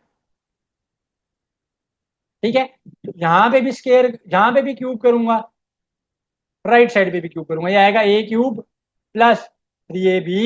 मैं फॉर्मूला दोबारा नहीं बता रहा क्योंकि फर्स्ट क्वेश्चन में मैं यूज कर चुका हूँ, into a plus b plus b का क्यूब इज इक्वल टू 5 का क्यूब है 125, 5 का क्यूब है 125। तो x x के साथ कैंसिल हो जाएगा, x³ plus 3 into x plus 1/x की वैल्यू आ जाएगी 5 प्लस 1/x³ अपनी जगह पे is equal to 125, 3 5 15 right side पे जाएगा, माइनस हो जाएगा, 125 में से 15 माइनस हो जाएगा, पीछे आ जाएगा 110। तो x³ प्लस 1/x³ की वैल्यू क्या आ जाएगी, 110 आ जाएगी। ऑप्शन ए यहाँ पर राइट चॉइस बनता है। नेक्स्ट क्वेश्चन पे अब हम लोग चलते हैं, कह रहे हैं average of 5 consecutive integers is 25। 5 consecutive integers की एवरेज 25 है। तो लार्जेस्ट इंटीजर इस सेट में क्या हो सकता है? लार्जेस्ट इंटीजर इस सेट में क्या हो सकता है? अच्छा, तो लार्जेस्ट इंटीजर कंसेक्टिव इंटीजर्स हैं, याद रखना। कंसेक्टिव का मतलब क्या है? एक के बाद एक आने वाले। तो पहला इंटीजर एक्स, उसके बाद आने वाला एक्स प्लस वन, उसके बाद वाला एक्स प्लस टू, उसके बाद वाला एक्स प्लस थ्री, और उसके बाद वाला एक्स प्लस फोर आता है। भाई कंसेक्टिव नंबर्स कौन से होते हैं? जो एक के बाद दूसरा आता है ना। अब one two three four consecutive number है, वन ऐड करते जो अगला नंबर आता जाएगा। तो पहला number x, second x plus one, उससे नेक्स्ट एक्स प्लस टू, उससे नेक्स्ट एक्स प्लस थ्री, उससे नेक्स्ट एक्स प्लस फोर। इनकी जो एवरेज है, एवरेज कैसे निकालेंगे? सारे नंबर्स को ऐड करेंगे। कितने नंबर्स हैं? फाइव नंबर्स हैं। फाइव पर डिवाइड करेंगे, वो इक्वल आ रही है 25 के। बताओ कि लार्जेस्ट इंटीजर कौन सा? लार्जेस्ट इंटीजर तो यहाँ पे एक्स प्लस फोर बन रहा है ना, उसको फाइंड आउट कर लेते हैं। तो ऐड करेंगे हम। ऐड जब मैं करूंगा तो X plus X, two X, three X, four X, five X आ गया। ऊपर आ जाएगा मेरे पास फाइव एक्स। ऊपर क्या आ जाएगा मेरे पास? फाइव एक्स प्लस वन में टू ऐड हुआ थ्री, थ्री में थ्री ऐड हुआ सिक्स, सिक्स में फोर ऐड हुआ टेन, इज इक्वल टू, और ये फाइव यहाँ पे 25 के साथ जाकर मल्टीप्लाई हो गया। Five into 25 is 125। Five x की वैल्यू आ जाएगी 125 में से 10 माइनस होगा तो 115 आ गया। फाइव के टेबल से कैंसिल कर लेते हैं। फाइव वन ज़ा फाइव, फाइव टू ज़ा 10, एंड फाइव थ्री ज़ा 15। एक्स की वैल्यू 23 आ जाएगी। हमने एक्स नहीं निकालना, हमने लार्जेस्ट इंटीजर निकालना है। Largest integer x plus four बन रहा है। तो 23 में फोर ऐड किए करेंगे तो 27 आंसर आएगा। ऑप्शन ए जो है ना, ये यहाँ पर करेक्ट चॉइस है कि कंसेक्टिव इंटीजर्स है या कंसेक्टिव ऑड या इवन इंटीजर्स का तो नहीं कह रहा। अगर ऑड या इवन इंटीजर्स होता तो फिर ऑड नंबर या इवन नंबर में प्लस टू का डिफरेंस आता है। भाई एक इवन नंबर है एक्स, तो उससे अगला even number x plus two, उससे अगला नंबर एक्स प्लस फोर होगा। सिमिलरली अगर एक ऑड नंबर है एक्स, तो उससे next odd number x plus two, उससे नेक्स्ट ऑड नंबर भी एक्स प्लस फोर होगा। ऑड और इवन के केस में प्लस टू का डिफरेंस होता है ना, one three five seven odd and two का डिफरेंस है। सिमिलरली इवन में टू फोर सिक्स का डिफरेंस है। तो क्वेश्चन को दे के करना है। तो यहाँ पर सिर्फ इंटीजर्स थे जिसकी वजह से मैंने वन ऐड किया। अगर ऑड इंटीजर्स कहता है, इवन इंटीजर्स कहता है, तो प्लस टू ऐड करता। और ये काम ये करते रहे हैं। बड़ा इंपॉर्टेंट क्वेश्चन और बड़ा इजी क्वेश्चन। एंड बहुत दफा गलत करते हैं बच्चे इस सवाल को। कह रहे थे price of a book was increase by 20%। एक बुक की प्राइस को इंक्रीज किया गया है by 20%। If the new sale price was $60, अगर न्यू सेल प्राइस है $60, तो what is the original sale price of the book? तो ओरिजिनल सेल प्राइस इस बुक की क्या होगी? एक बुक की प्राइस को 20% इंक्रीज किया गया और नई प्राइस होगी $60। देखें, किसी भी चीज की जो ओरिजिनल वैल्यू होती है वो 100% होती है। अब उसमें 20% का इंक्रीज आ गया, तो अब नई प्राइस होगी ओरिजिनल वैल्यू के बजाय 120% होगी। अब वो 100% नहीं रही, 120% रही है। अब 120 बन रहा है 60। हमने ओरिजिनल प्राइस निकालनी है, ओरिजिनल प्राइस निकालनी है। तो शॉर्टकट टेक्निक क्या मैंने याद आप लोगों को याद करवाई हुई है कि मार्क परसेंटेज कैसे निकालते थे, जैसे हम बचपन में निकालते थे वैसे निकाल लिया करें। Marks obtain divided by total marks into 100। अब परसेंटेज कितनी बन रही है? 120 बन रही है। परसेंटेज में पुट कर रहा हूं तो 120 बन रही है। मार्क्स जो ऑब्टेन उसने किए हैं 120 पे, उसकी वैल्यू 60 बन रही है। हमने ओरिजिनल वैल्यू बतानी है, टोटल वैल्यू बतानी है, एक्स मल्टीप्लाई बाय 100 कर लेंगे, क्रॉस मल्टीप्लाई हो जाएगा। एक्स की value 60 by 120 into 100, zero zero के साथ कैंसल, ठीक है। एंड फिर ये आ जाएगा सिक्स वन ज़ा सिक्स, सिक्स टू ज़ा, और ये 10 रह गया था, और टू वन ज़ा, और ये टू फाइव ज़ा। तो ओरिजिनल वैल्यू इसकी $50 है। ओरिजिनल वैल्यू यहाँ पर इसकी कितनी है? $50। तो यहाँ पे प्राइस इंक्रीज होके नई प्राइस 160 थी, तो सॉरी $60 थी। तो वो परसेंटेज में बन गई 100% के बजाय वो बन गई 120%। 120%, तो 120% है इस पे 60 पे। तो बताओ ओरिजिनल क्या था? क्रॉस मल्टीप्लाई किया, आगे सॉल्व कर दिया। 5 workers can complete a job in 12 days. ये तो पता नहीं कितनी बार ऐसे क्वेश्चन करवाए हैं और आते हैं, इस वजह से मैंने इनकी टेक्निक आपको बताइए। गिवन डेटा को हमेशा मल्टीप्लाई कर लो। तो 5 वर्कर्स हैं, 12 डेज हैं, तो गिवन डेटा ये है 5 इंटू 12, 5 × 12, 5 × 12, 5 को पोलियो हो गया, इसको ठीक कर लेते हैं। 5 × 12 डिवाइडेड बाय गिवन डेटा से डिवाइड कर लो। कह रहे हैं 5 लोग 12 दिनों में काम कर रहे हैं, 12 लोग कितने टाइम में काम करेंगे, 12 लोग कितने टाइम में काम करेंगे। तो जो गिवन डेटा है उससे डिवाइड कर लेंगे, गिवन डेटा 12 ही है, उससे डिवाइड कर लिया। 12 कैसे हो जाएगा, 5 डेज आंसर आ जाएगा। तो 5 डेज मेरे पास क्या आ गया, 5 डेज मेरे पास यहाँ पर आंसर आ गया है। ठीक है, सो 5 डेज यहाँ पर मेरे पास आंसर आ गया। सो दिस इज हाउ ये क्वेश्चन जो है वो आपने सॉल्व करने हैं। जब भी आपके पास क्वेश्चन आए जिस क्वेश्चन में आपको ये कहा जा रहा है कि इतने लोग इतने दिनों में काम कर रहे हैं, अब इतने लोग आ गए हैं तो कितना टाइम लगेगा, या इतने टाइम के लिए कितने लोग चाहिए होंगे, या इतने लोग इतनी देर में ये खाना खत्म करते हैं, आप बताओ कितने लोग कितनी देर में ये काम करेंगे, ये फूड फिनिश करेंगे। तो हमेशा आपने ये काम करना है। The perimeter of an equilateral triangle is 90 centimetre. अच्छा जी, नेक्स्ट क्वेश्चन में कह रहे हैं कि the perimeter of an equilateral triangle is 90 centimetre. Equilateral triangle ऐसे ट्राइंगल को कहते हैं जिसमें all the 3 sides are equal. तो एक ट्राइंगल है जिसकी तीनों साइड्स इक्वल है, ये साइड भी एक्स, ये साइड भी एक्स, ये साइड भी एक्स। इक्विलेटरल कहते ही ऐसे ट्राइंगल को है जिसकी ऑल 3 साइड्स आर इक्वल। अब पेरीमीटर गिवन है, पेरीमीटर क्या होता है, किसी भी फिगर का, किसी भी शेप का sum of all the sides perimeter है, sum of all sides perimeter है, सम ऑफ ऑल साइड्स। तो इसकी एक साइड भी एक्स, दूसरी भी एक्स, तीसरी भी एक्स, इक्वल है 90 के। 3x आ जाएगा 90 के इक्वल, x आ जाएगा 30, तो यह आ जाएगा 30 सेंटीमीटर, यह आ जाएगा 30 सेंटीमीटर। अच्छा, the father is 36 years older than his son. Father जो है वो अपने बेटे से एज में 36 ईयर्स बड़े हैं। तो फादर की एज क्या है, सन की एज में 36 ऐड करने से आएगी ना, 36 ईयर्स बड़ा है।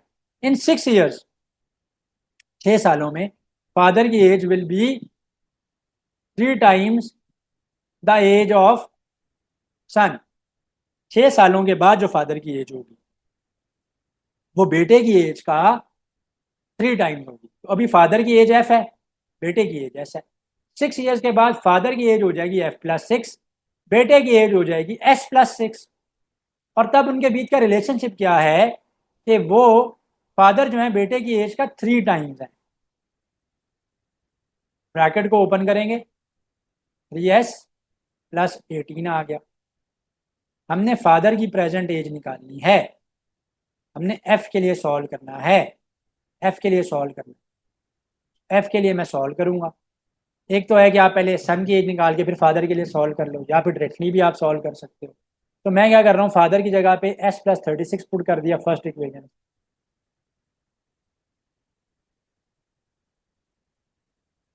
अब जब मैं इसको सॉल्व करूंगा तो सॉल्व करने पे क्या हो जाएगा, 36+6 42, ये 18 लेफ्ट साइड पे चला जाएगा माइनस, राइट साइड पे आ जाएगा 3s-s।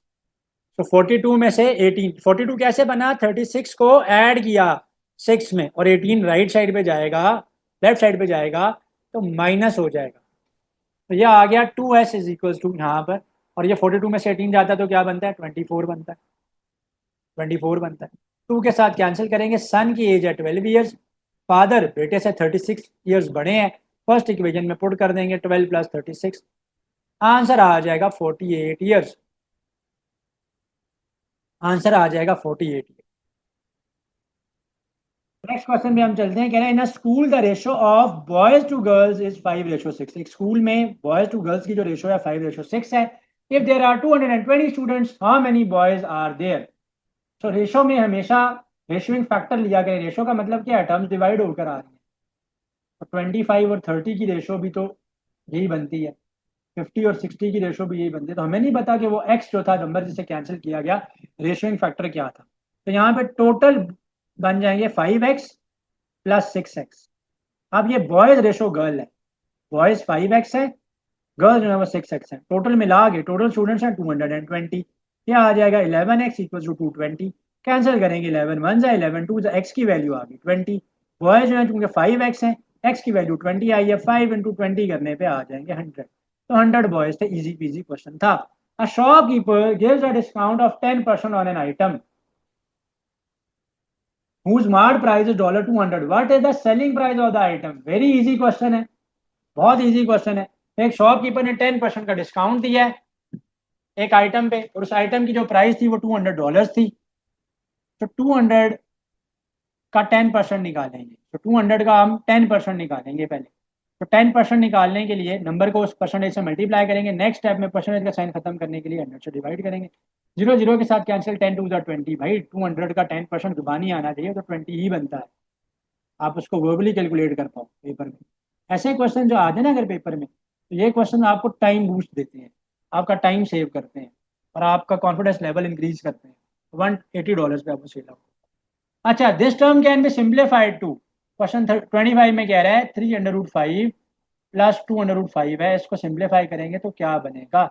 √5 यहाँ पर जाकर मल्टीप्लाई हो रहा है, 3 इंटू √5 इंटू √5 प्लस 2 डिवाइड करेंगे √5, √5 इंटू √5 का स्केयर हो गया, √5 का स्केयर हो गया ये, एंड 3 इंटू 5 करेंगे तो ये क्या आ जाएगा 15। ठीक है, ये नेक्स्ट स्टेप में क्या हो जाएगा 3 इंटू √5 का स्केयर, स्केयर के साथ अंडर कैंसिल ना, तो 3 इंटू 5 15, 15 प्लस 2 17, 17 बाय √5 आंसर आ जाएगा option D one. 6 men can do a work in 10 days. If 6 men can do a work in 10 days, how many men are required to do the same work in 5 days? कितने लोग चाहिए same काम करने के लिए 5 days? तो again यहाँ पे भी वही स्ट्रैटेजी है कि गिवन डेटा को मल्टीप्लाई कर लेंगे। तो गिवन क्या है 6 लोग इन 10 डेज, 6 इंटू 10 60 आ जाएगा, और आज डेटा में 5 डेज है, डिवाइड कर लेंगे तो 12 man are required. Very important question, ऐसे क्वेश्चन एज वाले क्वेश्चन, परसेंटेज इंक्रीज डिक्रीज वाले क्वेश्चन ये पेपर में लाजमी होंगे। The price was decrease from $120 to $96. What is the percentage decrease in the price? तो मैंने आपको पहले भी लेक्चर्स में बताया हुआ है कि जहां पे भी परसेंटेज इंक्रीज निकालना है, परसेंटेज डिक्रीज निकालना है, परसेंटेज प्रॉफिट निकालना है, परसेंटेज लॉस निकालना है, एक ही काम करना होता है, ऊपर डिफरेंस नीचे ओरिजिनल वैल्यू इंटू 100। तो ये टेक्निक याद रखनी है, घबराना नहीं है कि भी परसेंटेज प्रॉफिट कह रहा है मैं क्या करूंगा, परसेंटेज लॉस कह रहा है तो मैं क्या करूंगा, ये तो कैसे सॉल्व होंगे? तो ऊपर डिफरेंस ले लो, नीचे ओरिजिनल वैल्यू ले लो, चाहे इंक्रीज है चाहे डिक्रीज है, नीचे ओरिजिनल वैल्यू, ऊपर हमेशा उनका डिफरेंस। तो डिफरेंस कितना आ रहा है? 120 से 96 हो गया, 120 और 96 का डिफरेंस कितना है? 24 है, ऊपर आ जाएगा 24, नीचे ओरिजिनली। तो पहले प्राइस ओरिजिनल प्राइस जो थी $120 थी, 120 को नीचे रखना है इंटू 100, हमेशा ओरिजिनल वैल्यू नीचे आएगी। जीरो जीरो के साथ कैंसिल, 12 वन जा 12 टू जा, 2 इंटू 10 20% आंसर आ जाएगा। तो जब भी परसेंटेज प्रॉफिट का है, परसेंटेज लॉस का है, परसेंटेज इंक्रीज का है, परसेंटेज डिक्रीज का है, तो घबराना नहीं है। पेपर में करना क्या, ऊपर डिफरेंस नीचे ओरिजिनल वैल्यू लेनी है, चाहे वो कॉस्ट प्राइस की फॉर्म में है, चाहे ओरिजिनल प्राइस की फॉर्म में है, ओरिजिनल नंबर ऑफ पीपल के फॉर्म में है, इंटू 100 का लेना है, आपके पास आंसर आ जाएगा। How many sides are there in an hexagon? Hexagon, hex का मतलब होता है 6, ऐसे पॉलीगॉन जिसमें 6 साइड्स होती हैं उसको हम क्या कहते हैं? हेक्सागोन कहते हैं। What is the average of 3 की पावर 10, 3 की पावर 20, 3 की पावर 30? इनकी एवरेज क्या होगी? तो 3 की पावर 10 प्लस 3 की पावर 20, एवरेज निकालने के लिए टर्म्स को ऐड करेंगे, जितनी नंबर ऑफ टर्म्स है उस पर डिवाइड करेंगे, 3 टर्म्स का डिवाइड करेंगे। अब आंसर मैं अगर देखूं तो 3 की पावर्स में ही है, 3 इसमें से कॉमन ले लेंगे। जब एक पावर 3 की कॉमन चले जाएगी, 3 की पावर 9 रह जाएगा, 3 की पावर 19 रह जाएगा, ये 3 की पावर 29 रह जाएगा। नीचे आ जाएगा बच्चों हमारे पास 3, 3 3 के साथ कैंसिल, 3 की पावर 9 प्लस 3 की पावर 19, 3 की power 29 is the answer here. What is the smallest prime number? भाई प्राइम नंबर वो होते हैं जो अपने अपने टेबल में आते हैं और वन वन के टेबल में आते हैं, उसके अलावा किसी टेबल में नहीं। तो जीरो तो प्राइम नंबर नहीं है, वन भी प्राइम नंबर नहीं है, पहला प्राइम नंबर 2 से स्टार्ट होता है। तो 2 जो है ना सबसे स्मॉलेस्ट प्राइम नंबर। अच्छा, इसका सवाल डिफरेंट फॉर्म में पेपर में आया है, ये आया हुआ है कि कितने प्राइम नंबर्स इवन है। तो वाहिद मैथमेटिक्स में the only number which is prime and is also even is 2। एक ही नंबर है जो कि प्राइम भी और इवन भी है, और वो नंबर है 2। अच्छा जी, तो ये next question is question number 25। बहुत ज्यादा इंपॉर्टेंट क्वेश्चन है, आपने मेरी लास्ट ईयर की मैराथन में भी देखा होगा, इवन जो भी राउंड 1 के लिए मैराथन थी उनके अंदर भी इस क्वेश्चन को मैंने कवर किया था। उसकी रीजन ये है कि ये क्वेश्चन बहुत दफा रिपीट हुआ है एंड स्टूडेंट्स इस क्वेश्चन में कैलकुलेशन करते हुए मिस्टेक कर देते हैं। As this question is very simple and easy, लेकिन it's one of the most repeated question in the बैरियाज का जो कंप्यूटर बेस्ड टेस्ट होता है।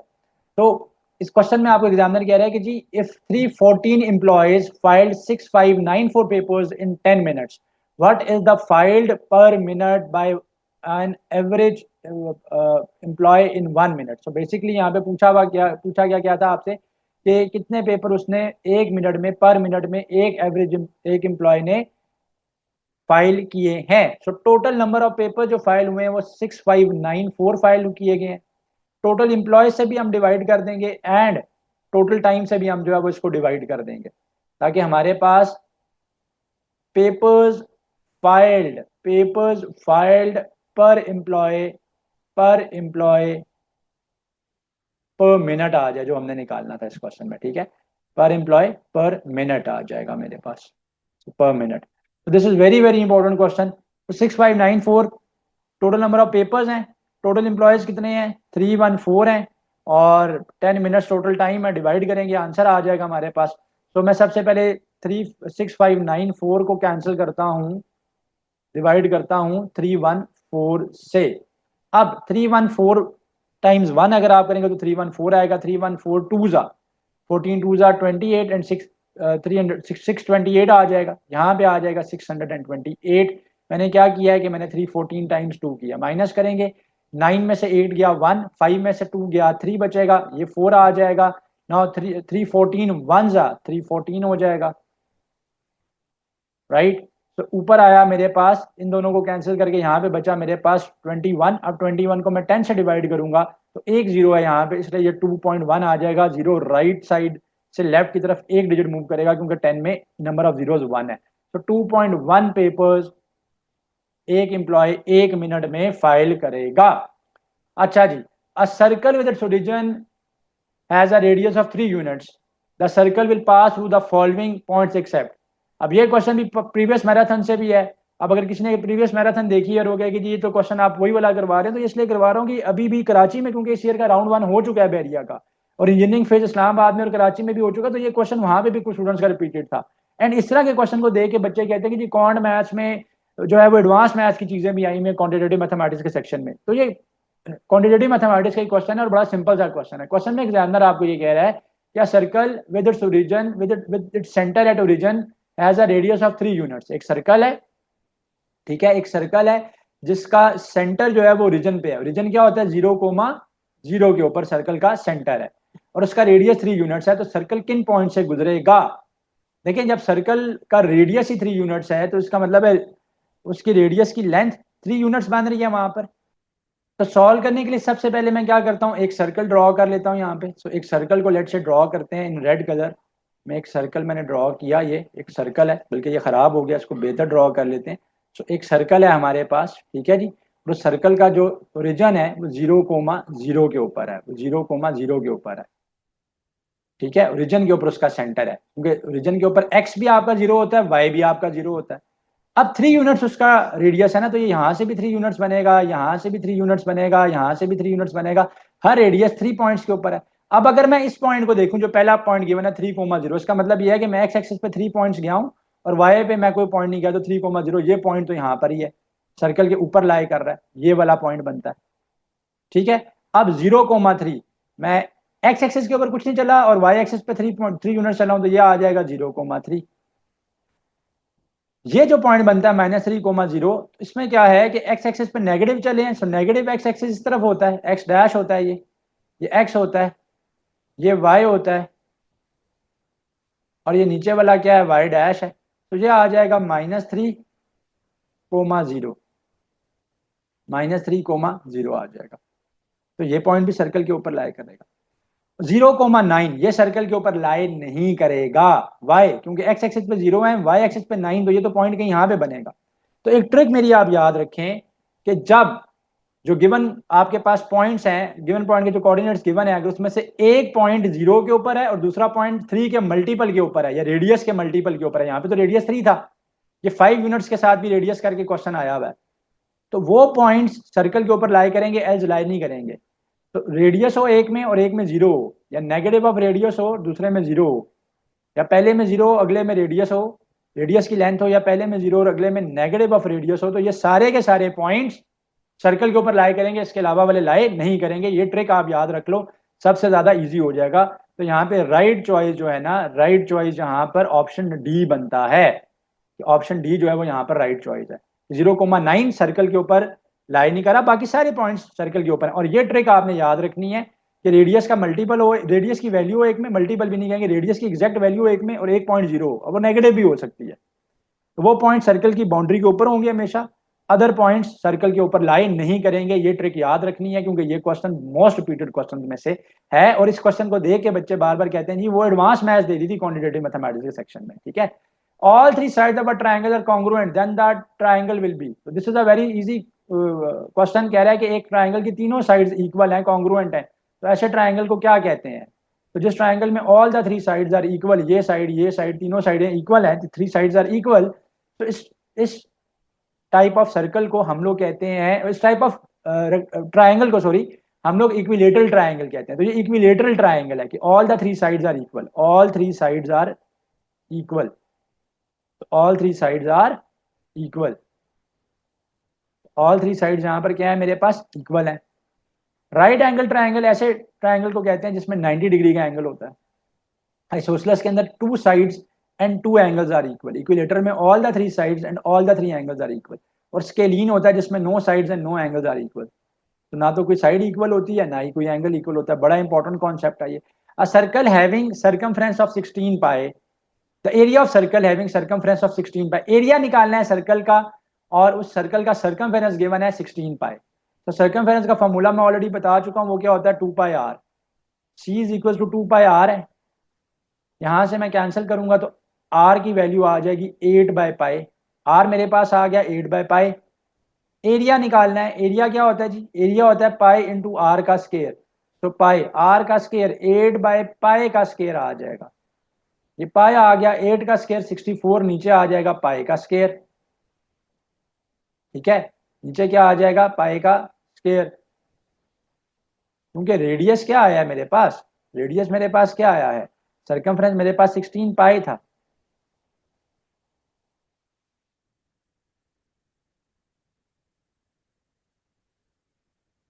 क्वेश्चन 28 में एग्जामिनर हमें कह रहा है कि the area of a circle having the circumference 16 पाई। सो हमने एक सर्कल का एरिया निकालना है जिस सर्कल का सर्कमफ्रेंस गिवन है 16 पाई।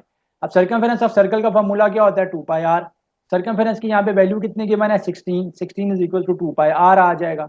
16 pi is equal to 2 pi r आ जाएगा। 16 पाई था ना ये गिवन हमारे पास, 16 pi is equal to 2 pi r आ गया। पाई पाई के साथ कैंसिल कर देंगे, 2 को 16 के साथ कैंसिल कर देंगे, आर की वैल्यू 8 आ जाएगी। आर की वैल्यू कितनी आ गई, 8। तो रेडियस आ गया मेरे पास 8 यूनिट्स। एरिया निकालेंगे, एरिया का फॉर्मूला है पाई आर स्केयर, इसीलिए तो मैंने पहले रेडियस फाइंड आउट किया। तो पाई अपनी जगह पे और आर की वैल्यू 8 है, 8 का स्केयर करेंगे 64 पाई मेरे पास आंसर आ जाएगा। तो राइट चॉइस मेरे पास यहाँ पे ऑप्शन सी है। How many tangents can be drawn to a circle on a point outside the circle. कितने टेंजेंट्स आप ड्रॉ कर सकते हो सर्कल के ऊपर फ्रॉम अ पॉइंट जो कि आउटसाइड द सर्कल है। तो एक एक सर्कल ड्रॉ करते हैं हम लोग पहले, ठीक है जी। एक सर्कल मैं ड्रॉ करता हूँ। तो एक सर्कल है ये हमारे पास, ठीक है। इस सर्कल के से बाहर एक पॉइंट है। सो एक पॉइंट से कितने टेंजेंट्स ड्रॉ किए जा सकते हैं। देखिए टेंजेंट होता क्या है, पहले इसका कॉन्सेप्ट समझते हैं। टेंजेंट उस लाइन को कहते हैं जो कि सर्कल को सिर्फ और सिर्फ एक ही पॉइंट पर टच करती है, एक ही पॉइंट पर टच करती है, और एक ही पॉइंट पर अटैच करती है, और वो सर्कल के रेडियस के परपेंडिकुलर होती है, यानी रेडियस के साथ 90 डिग्री के ऊपर होगी। तो ये लाइन जो है वो रेडियस से क्या है, 90 डिग्री के ऊपर है। रेडियस ऑफ सर्कल से 90 डिग्रीज के ऊपर है। तो यहाँ पे एंगल जो है वो 90 डिग्रीज का बन रहा है।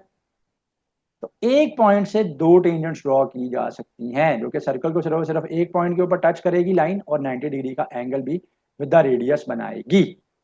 तो the number of tangents from a one point from a point outside the circle, आपके पास कितने पॉइंट, कितने आपके पास टेंजेंट्स ड्रॉ किए जा सकते हैं एक पॉइंट से, 2। And this is also very important. And ये क्वेश्चन भी कॉन्ड मैथ्स में, ये एडवांस मैथ्स के पोर्शन में नहीं आया रहा, नहीं आता रहा ये, बल्कि क्वांटिटेटिव मैथमेटिक्स में आता रहा, क्योंकि कॉमन सेंस का क्वेश्चन है ये। The area of a square is 625 centimetre square.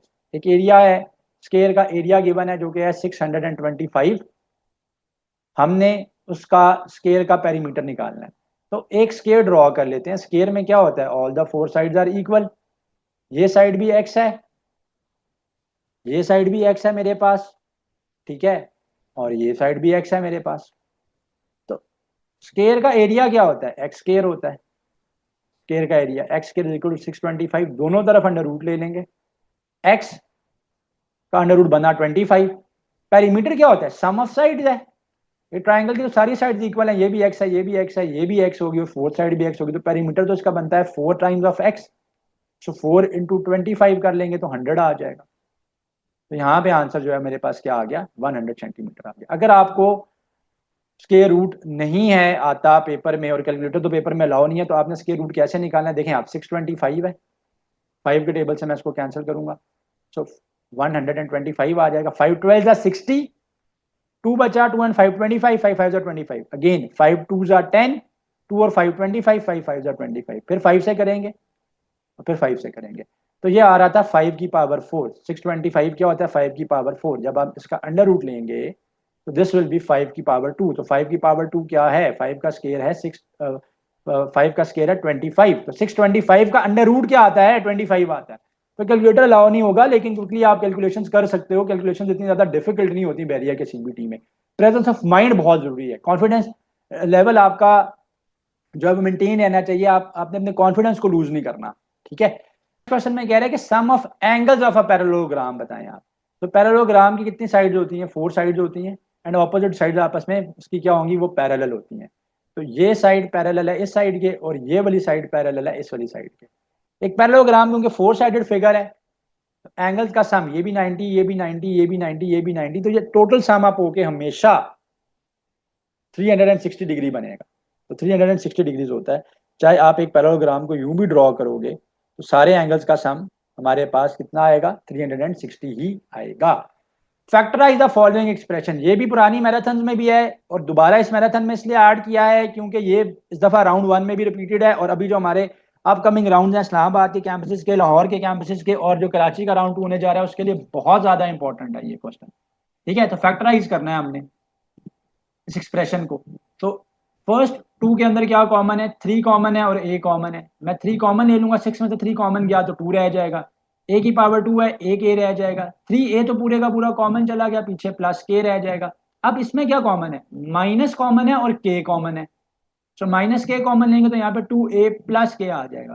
तो ये आ जाएगा 3a माइनस के इंटू 2a प्लस के। तो 3a माइनस के इंटू 2a प्लस के, ऑप्शन कौन सी बन रही है, ऑप्शन डी बन रही है। उसमें 2a प्लस के को पहले लिखा हुआ है और 3a माइनस के को बाद में लिखा हुआ है। मल्टीप्लीकेशन में उससे कोई फर्क नहीं पड़ता, लेकिन the right option here is option D. Which one is the correct formula of pi, pi का करेक्ट फॉर्मूला इसमें से कौन सा है, चेक करते हैं। Circumference by radius, circumference by radius, circumference होता है 2 पाई आर, ये आर है, आर आई के साथ कैंसिल, आर आर के साथ कैंसिल हो जाएगा, ये तो 2 पाई बन रहा है, पाई नहीं बन रहा, तो ये तो चॉइस रॉन्ग है।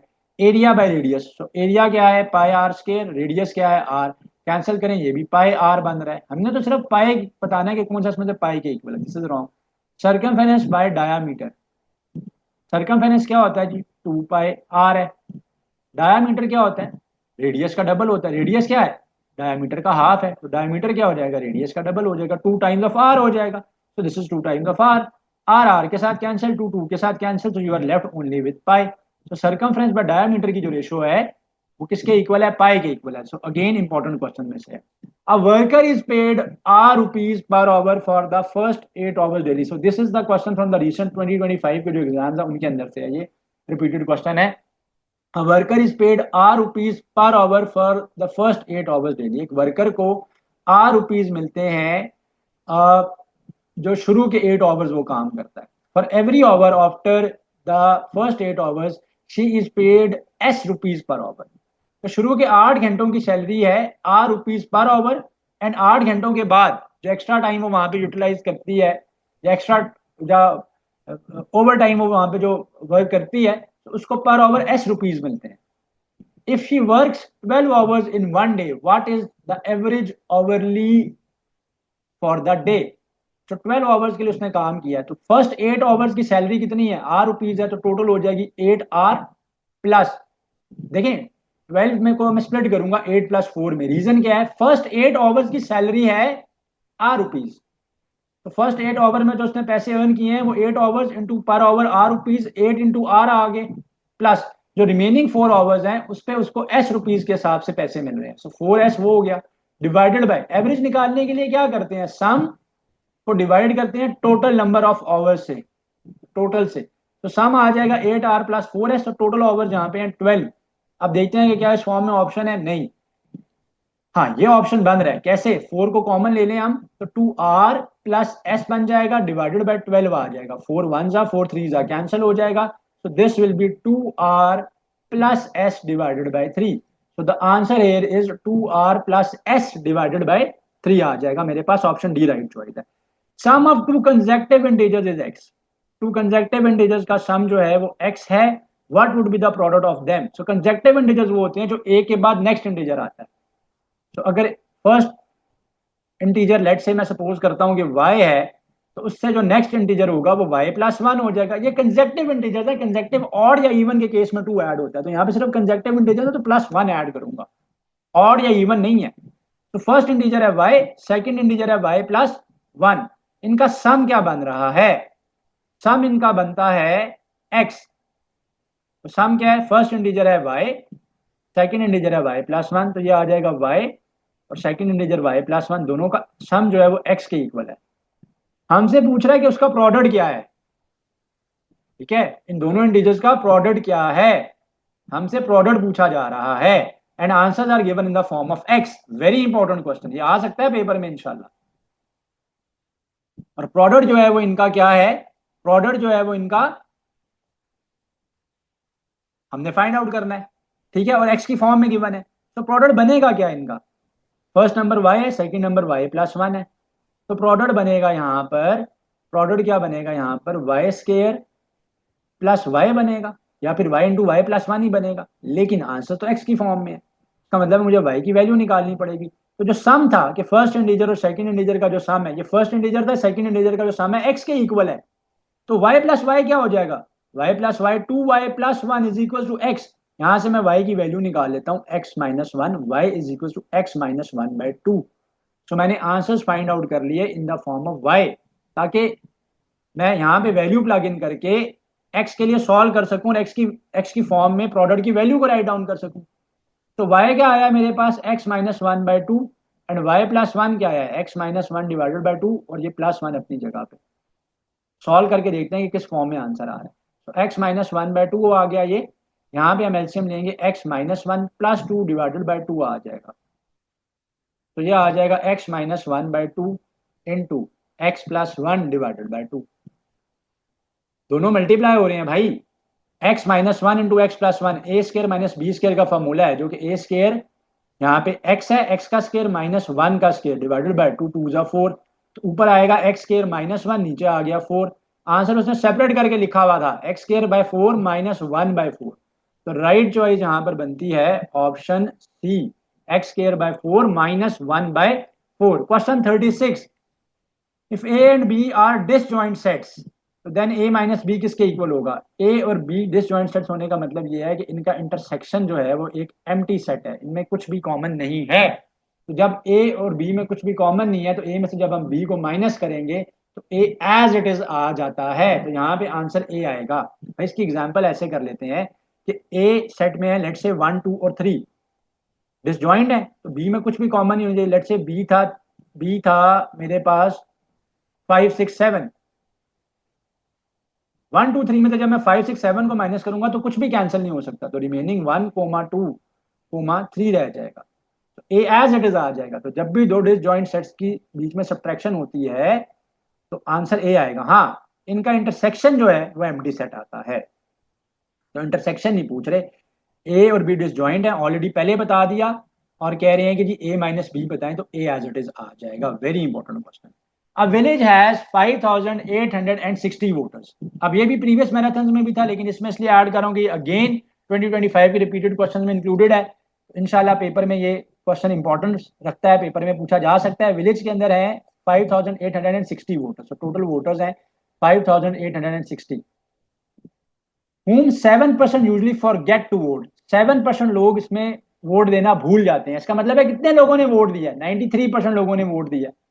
तो 5860 इंटू 93 आ गया, 93% आ गया जिन्होंने वोट दिया है। In order to win an election the candidate must at least gain 50% of the remaining vote.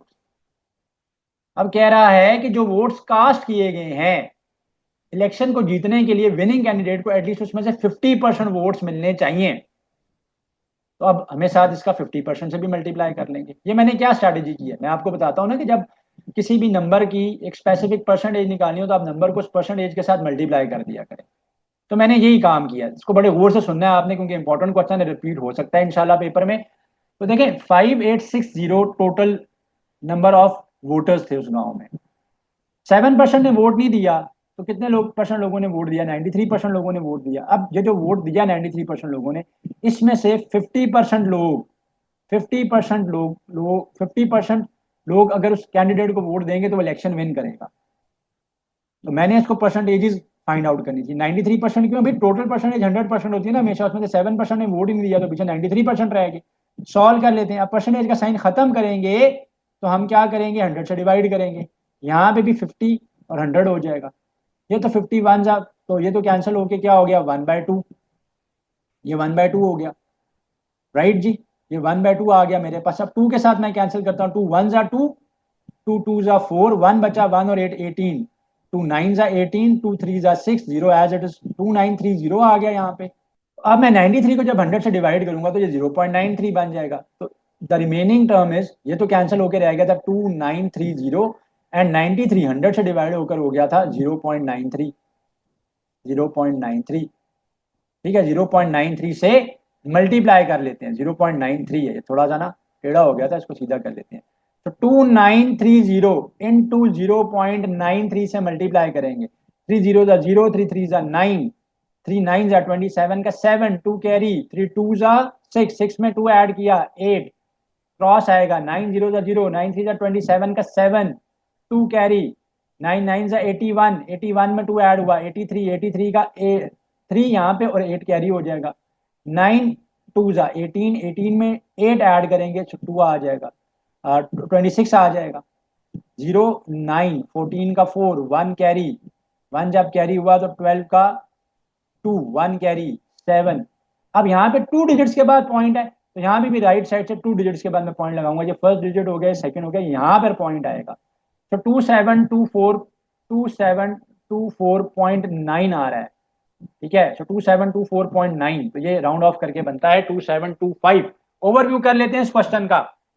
5860 total voters थे, 93% लोगों ने वोट कास्ट किया, तो टोटल वोट कास्टेड आ गया। अब उसमें से हाफ चाहिए थे, 50% चाहिए था जीतने के लिए। मैंने एक स्टेप में मल्टीप्लाई किया, कैंसिलेशन की, और आंसर आ गया मेरे पास, ठीक है। तो वेरी इंपॉर्टेंट क्वेश्चन है, रिपीट हो सकता है भाई। कंप्यूटर बेस्ड टेस्ट है, पूल ऑफ क्वेश्चन में से रैंडमली क्वेश्चन जनरेट होकर आते हैं, लेकिन बड़ा पोटेंशियल क्वेश्चन है पेपर के लिए, स्पेशली बैरिया के सीबीटी की, क्योंकि ये मैराथन है तो बहुत इंपॉर्टेंस रखता है ये बैरिया के एंट्रेंस टेस्ट के लिए।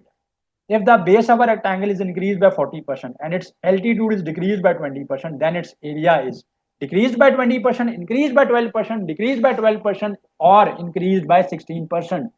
So हमारे पास एक रेक्टेंगल है जिसकी बेस को हमने इंक्रीज किया है 40%, हाइट को, एल्टीट्यूड कहते हैं, हाइट को डिक्रीज किया है 20%।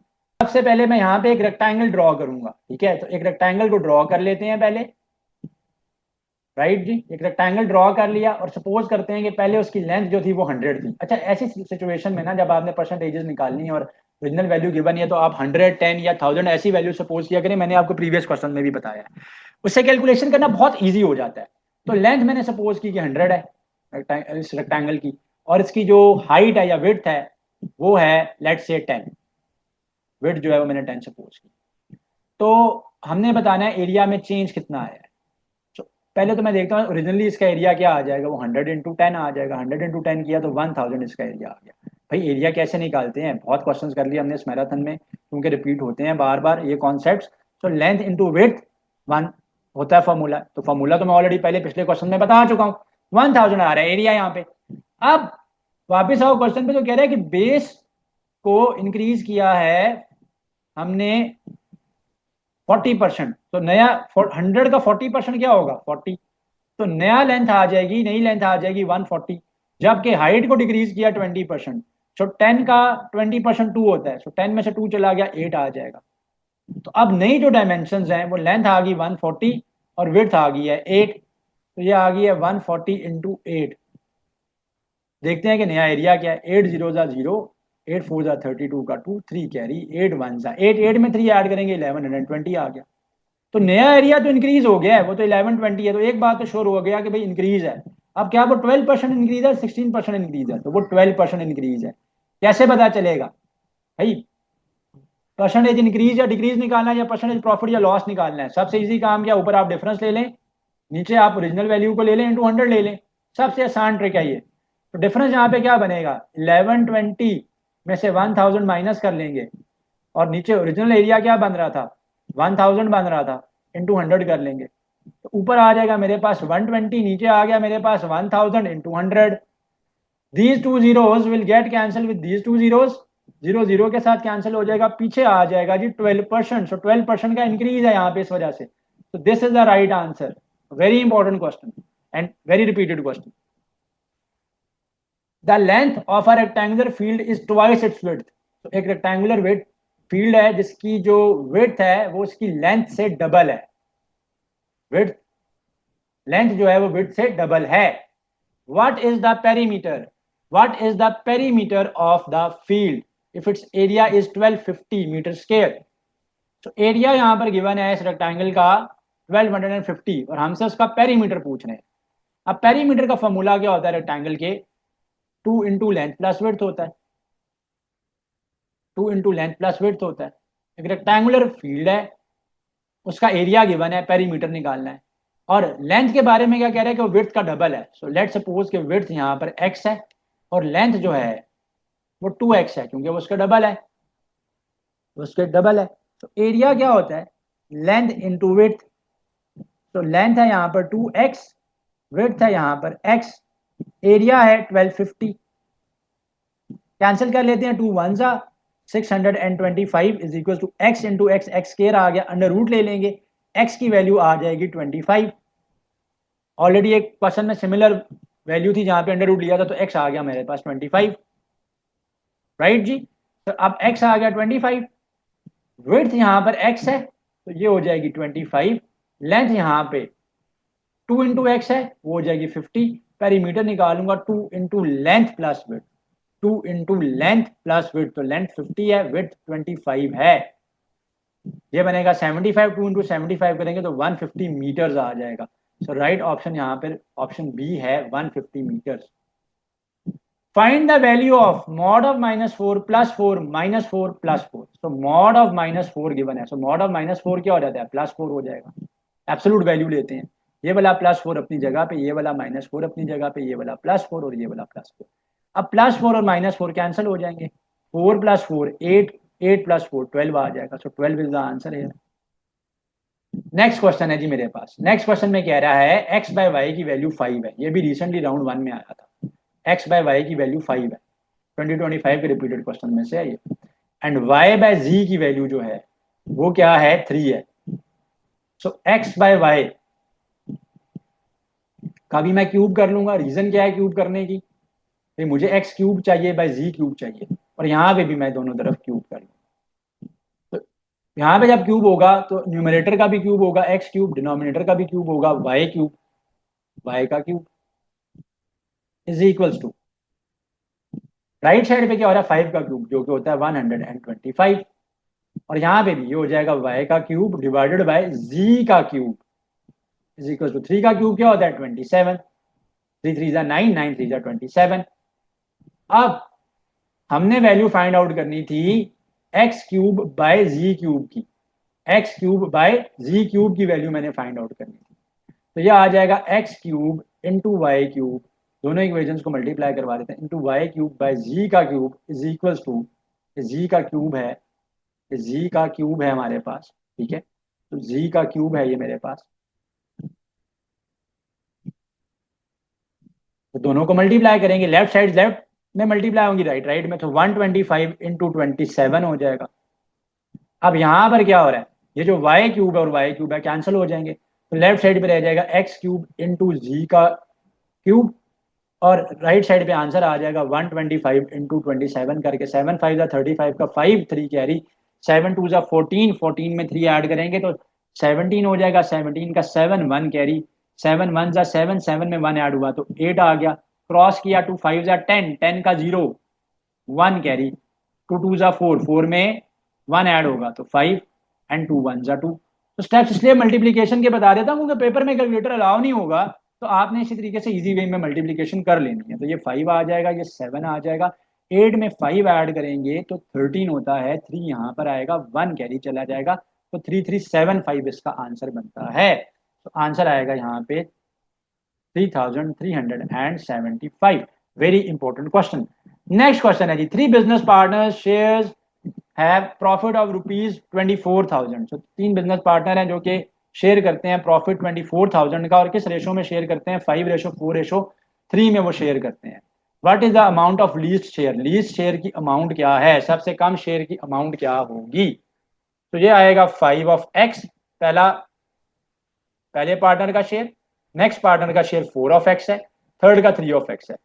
तो इस मैराथन में पहले जब रेशो के क्वेश्चन आए हैं तो मैंने वहां पे आपको बताया कि रेशियोइंग फैक्टर जो होता है उसको आप एक्स सपोज कर लिया करें और हमेशा टोटल पार्ट्स पहले निकाला करें।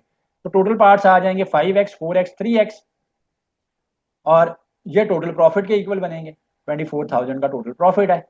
तो 5x और 4x 9x, 9x और 3x 12x is equal to 24,000। 12 को 24 के साथ कैंसिल करेंगे, x की वैल्यू आ जाएगी 2000, x आ गया 2000। लीस्ट शेयर किसका है, लीस्ट शेयर है भाई ये 3 ऑफ x, तो 3 इंटू एक्स कर लेंगे, x की वैल्यू है 2000, ये आ जाएगा 6000। तो ये वैल्यू क्या आ जाएगी मेरे पास, ये वैल्यू मेरे पास आ जाएगी 6000।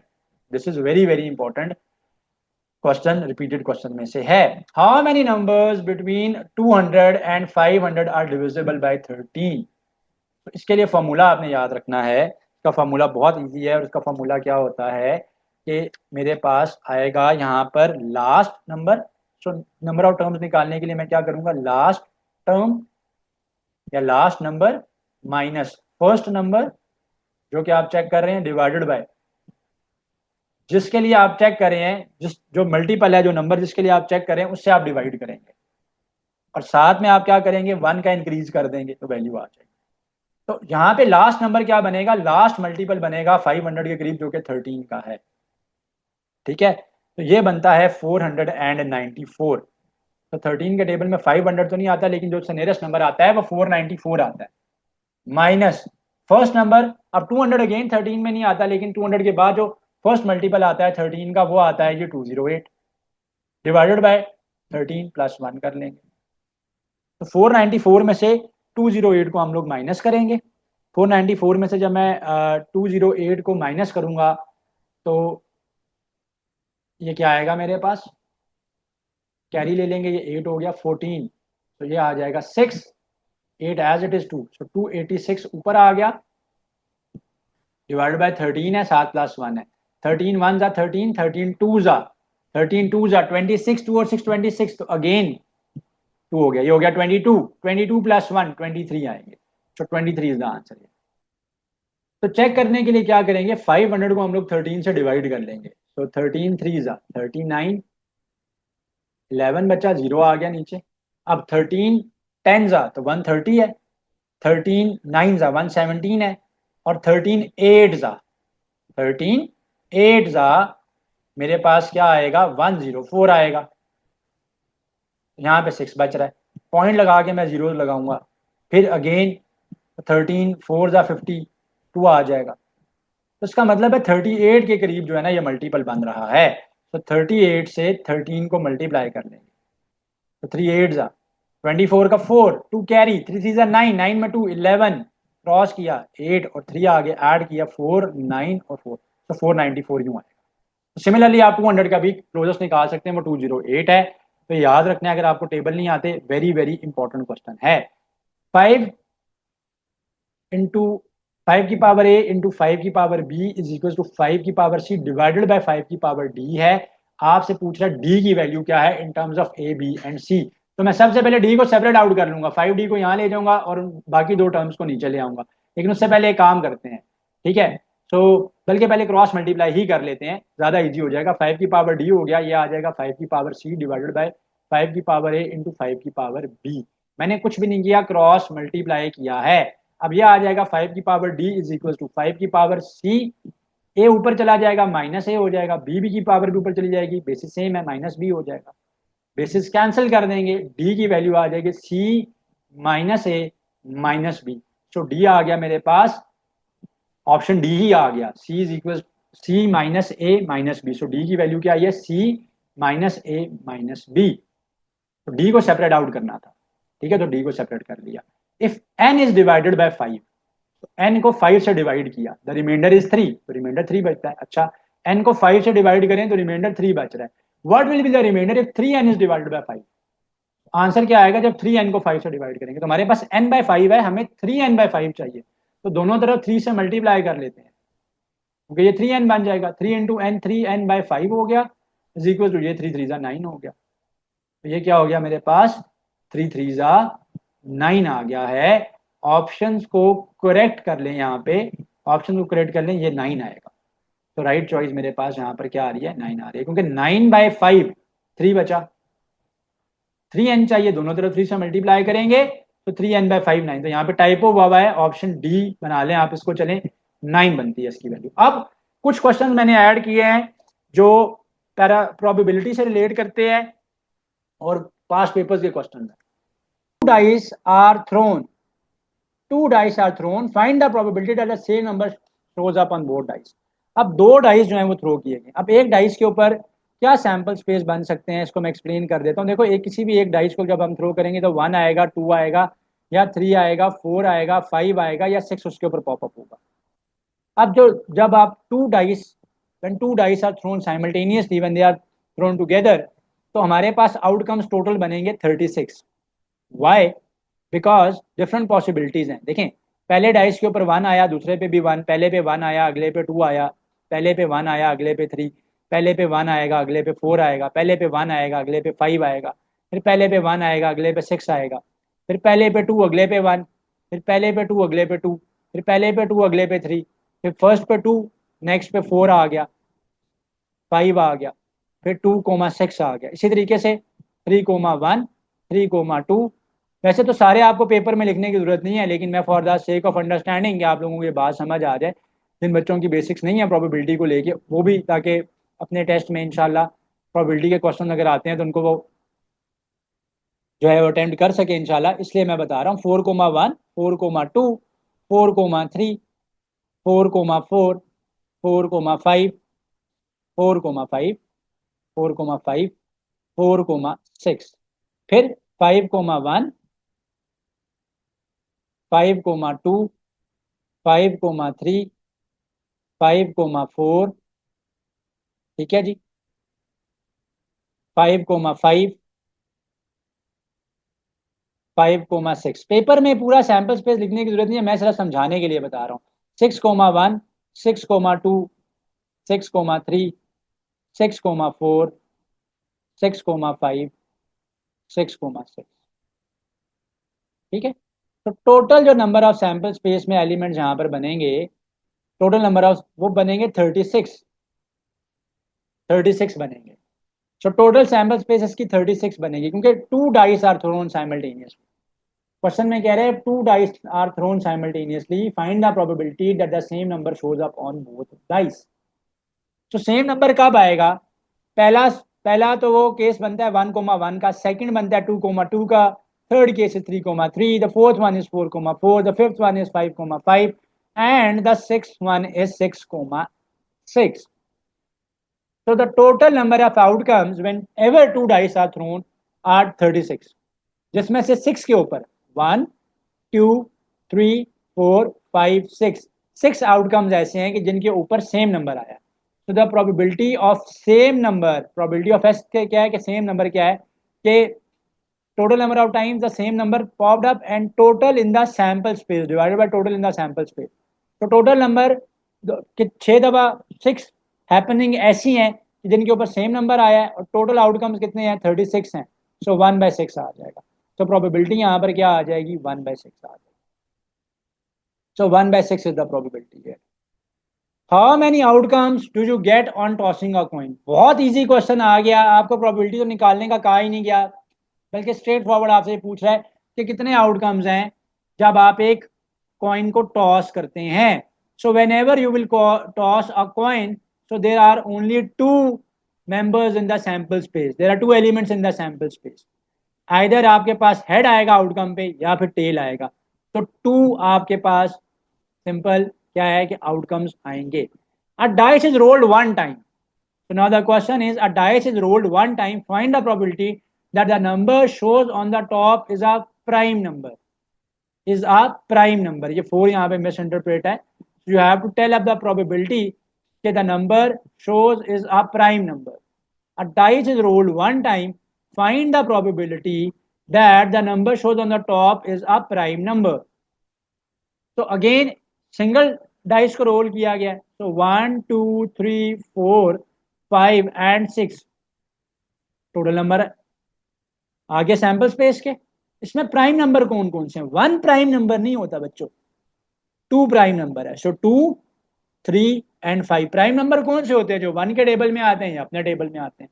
तो इस यहाँ पे प्राइम नंबर आने की प्रोबेबिलिटी क्या है? So probability of prime number is number of times prime number आया divided by number of time number in the total number of elements in the sample space.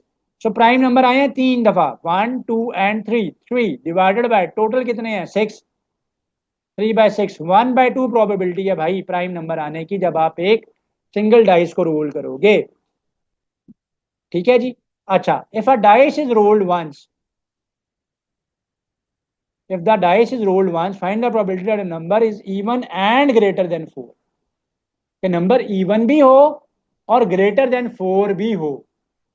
तो एक डाइस को role किया गया है once, a dice, if a dice is rolled once, find the probability that the number is even and greater than 4, number even भी हो और greater than 4 भी हो।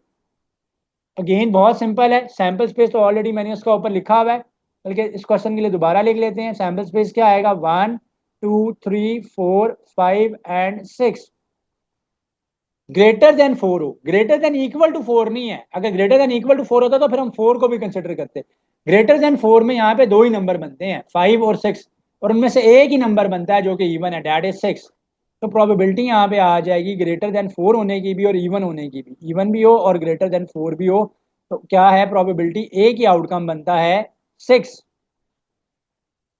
और टोटल नंबर ऑफ आउटकम्स कितने हैं यहाँ पे? टोटल तो 6 होते हैं हमेशा जब भी एक सिंगल डाइस रोल करते हैं। तो प्रोबेबिलिटी यहाँ पर आ जाएगी 1/6। तो प्रोबेबिलिटी यहाँ पर आ जाएगी 1/6। नेक्स्ट क्वेश्चन पे चलते हैं। कह रहे हैं what is the probability of getting a red card in a deck of 52 cards. तो what is the probability of getting a red card in a deck of 52 cards. So 52 cards हैं आपके पास total, उनमें से red के आने की probability आपने बतानी है कि जब आप कार्ड चूज करेंगे तो वो कार्ड रेड होगा। तो टोटल कार्ड्स 52 होते हैं, जिसमें से 26 कार्ड्स ब्लैक होते हैं जबकि 26 कार्ड्स रेड होते हैं। सो probability of taking out a card which is red will be, total कितने हैं यहाँ पे? 52, हमेशा टोटल से डिवाइड करेंगे। रेड कितने हैं यहाँ पे? 26, तो 26/52, 26 1s are 26 2s are, so this will be 1/2। so the answer here is 1/2, right ji. a dice is rolled, a dice is rolled, probability of the top shows 3 और 4 dots, या 3 आए या 4 आए तो क्या प्रोबेबिलिटी बनती है? तो एक डाइस के क्या आउटकम्स हैं? ये बहुत रिपीटेड क्वेश्चंस आ गए यहाँ पे पास पेपर्स के प्रोबेबिलिटी के, तो 1 2 3 4 5 6 हैं। एक ही दफ़ा 3 आएगा, एक ही दफ़ा 4 आएगा, तो टोटल 2 ऐसे हैं कि जिन पे 3 या 4 आ सकता है। प्रोबेबिलिटी ऑफ 3 और 4 क्या आ जाएगी? तो 2 नंबर्स हो गए टॉप पे, नीचे टोटल है 6, तो 1/3 इसकी प्रोबेबिलिटी। एंड इंपॉर्टेंट इसको इसलिए भी नहीं सिर्फ कह रहा है कि ये पास पेपर्स का क्वेश्चन है, बल्कि इसलिए भी इसको कह रहा है इंपॉर्टेंट है कि स्टूडेंट यहाँ पे मिस्टेक कर देते हैं। ठीक है, और क्या मिस्टेक होती है उसको भी बताता हूँ। देखो, Pakistan and India plays match, the probability of Pakistan winning, Pakistan और भारत का मैच हो रहा है। क्या प्रोबेबिलिटी है कि पाकिस्तान मैच विन करेगा। तो किसी भी जो मैच है ना उसका जो सैंपल स्पेस बनेगा, उसके जो आउटकम्स आएंगे, टोटल नंबर ऑफ आउटकम, वो तो ये है कि या तो हम विन कर जाएं या मैच हम लॉस्ट कर दें, we lose the match, we won the match, और the match ended in a draw. तो या तो विन हो सकता है आउटकम, या लूज हो सकता है, या ड्रॉ हो सकता है, तीन आउटकम्स हैं। तो पाकिस्तान विनिंग की प्रोबेबिलिटी क्या होगी। विनिंग यहाँ पे कितनी दफा है, विन कितनी दफा है, एक दफा है, तो one. Total number of outcomes कितने हैं, 1 2 एंड 3, विनिंग लूजिंग और ड्रॉ। तो प्रोबेबिलिटी पाकिस्तान के मैच जीतने की जो होगी वो 1/3 होगी। तो बच्चे मिस्टेक इसमें क्या करते हैं, वो आउटकम में या तो विन लिखते हैं या लूज लिखते हैं, तो ड्रॉ को मिस कर देते हैं। तो ड्रॉ को आपने मिस नहीं करना। जहाँ कहीं भी किसी स्पोर्ट्स की बात होगी प्रोबेबिलिटी में, आउटकम की बात होगी, तो जब भी आप आउटकम की बात करोगे, जब भी आप आउटकम की बात करोगे, ठीक है, क्वेश्चन के अंदर एक मैच के हवाले से जब भी आप आउटकम की बात करोगे, तो प्रोबेबिलिटी के जो आउटकम्स होंगे, या विनिंग होगा या लूजिंग होगा या ड्रॉ होगा। ठीक है जी, या विन करेंगे या लूज होगा मैच, या फिर it will and in a. Like, comment, and subscribe.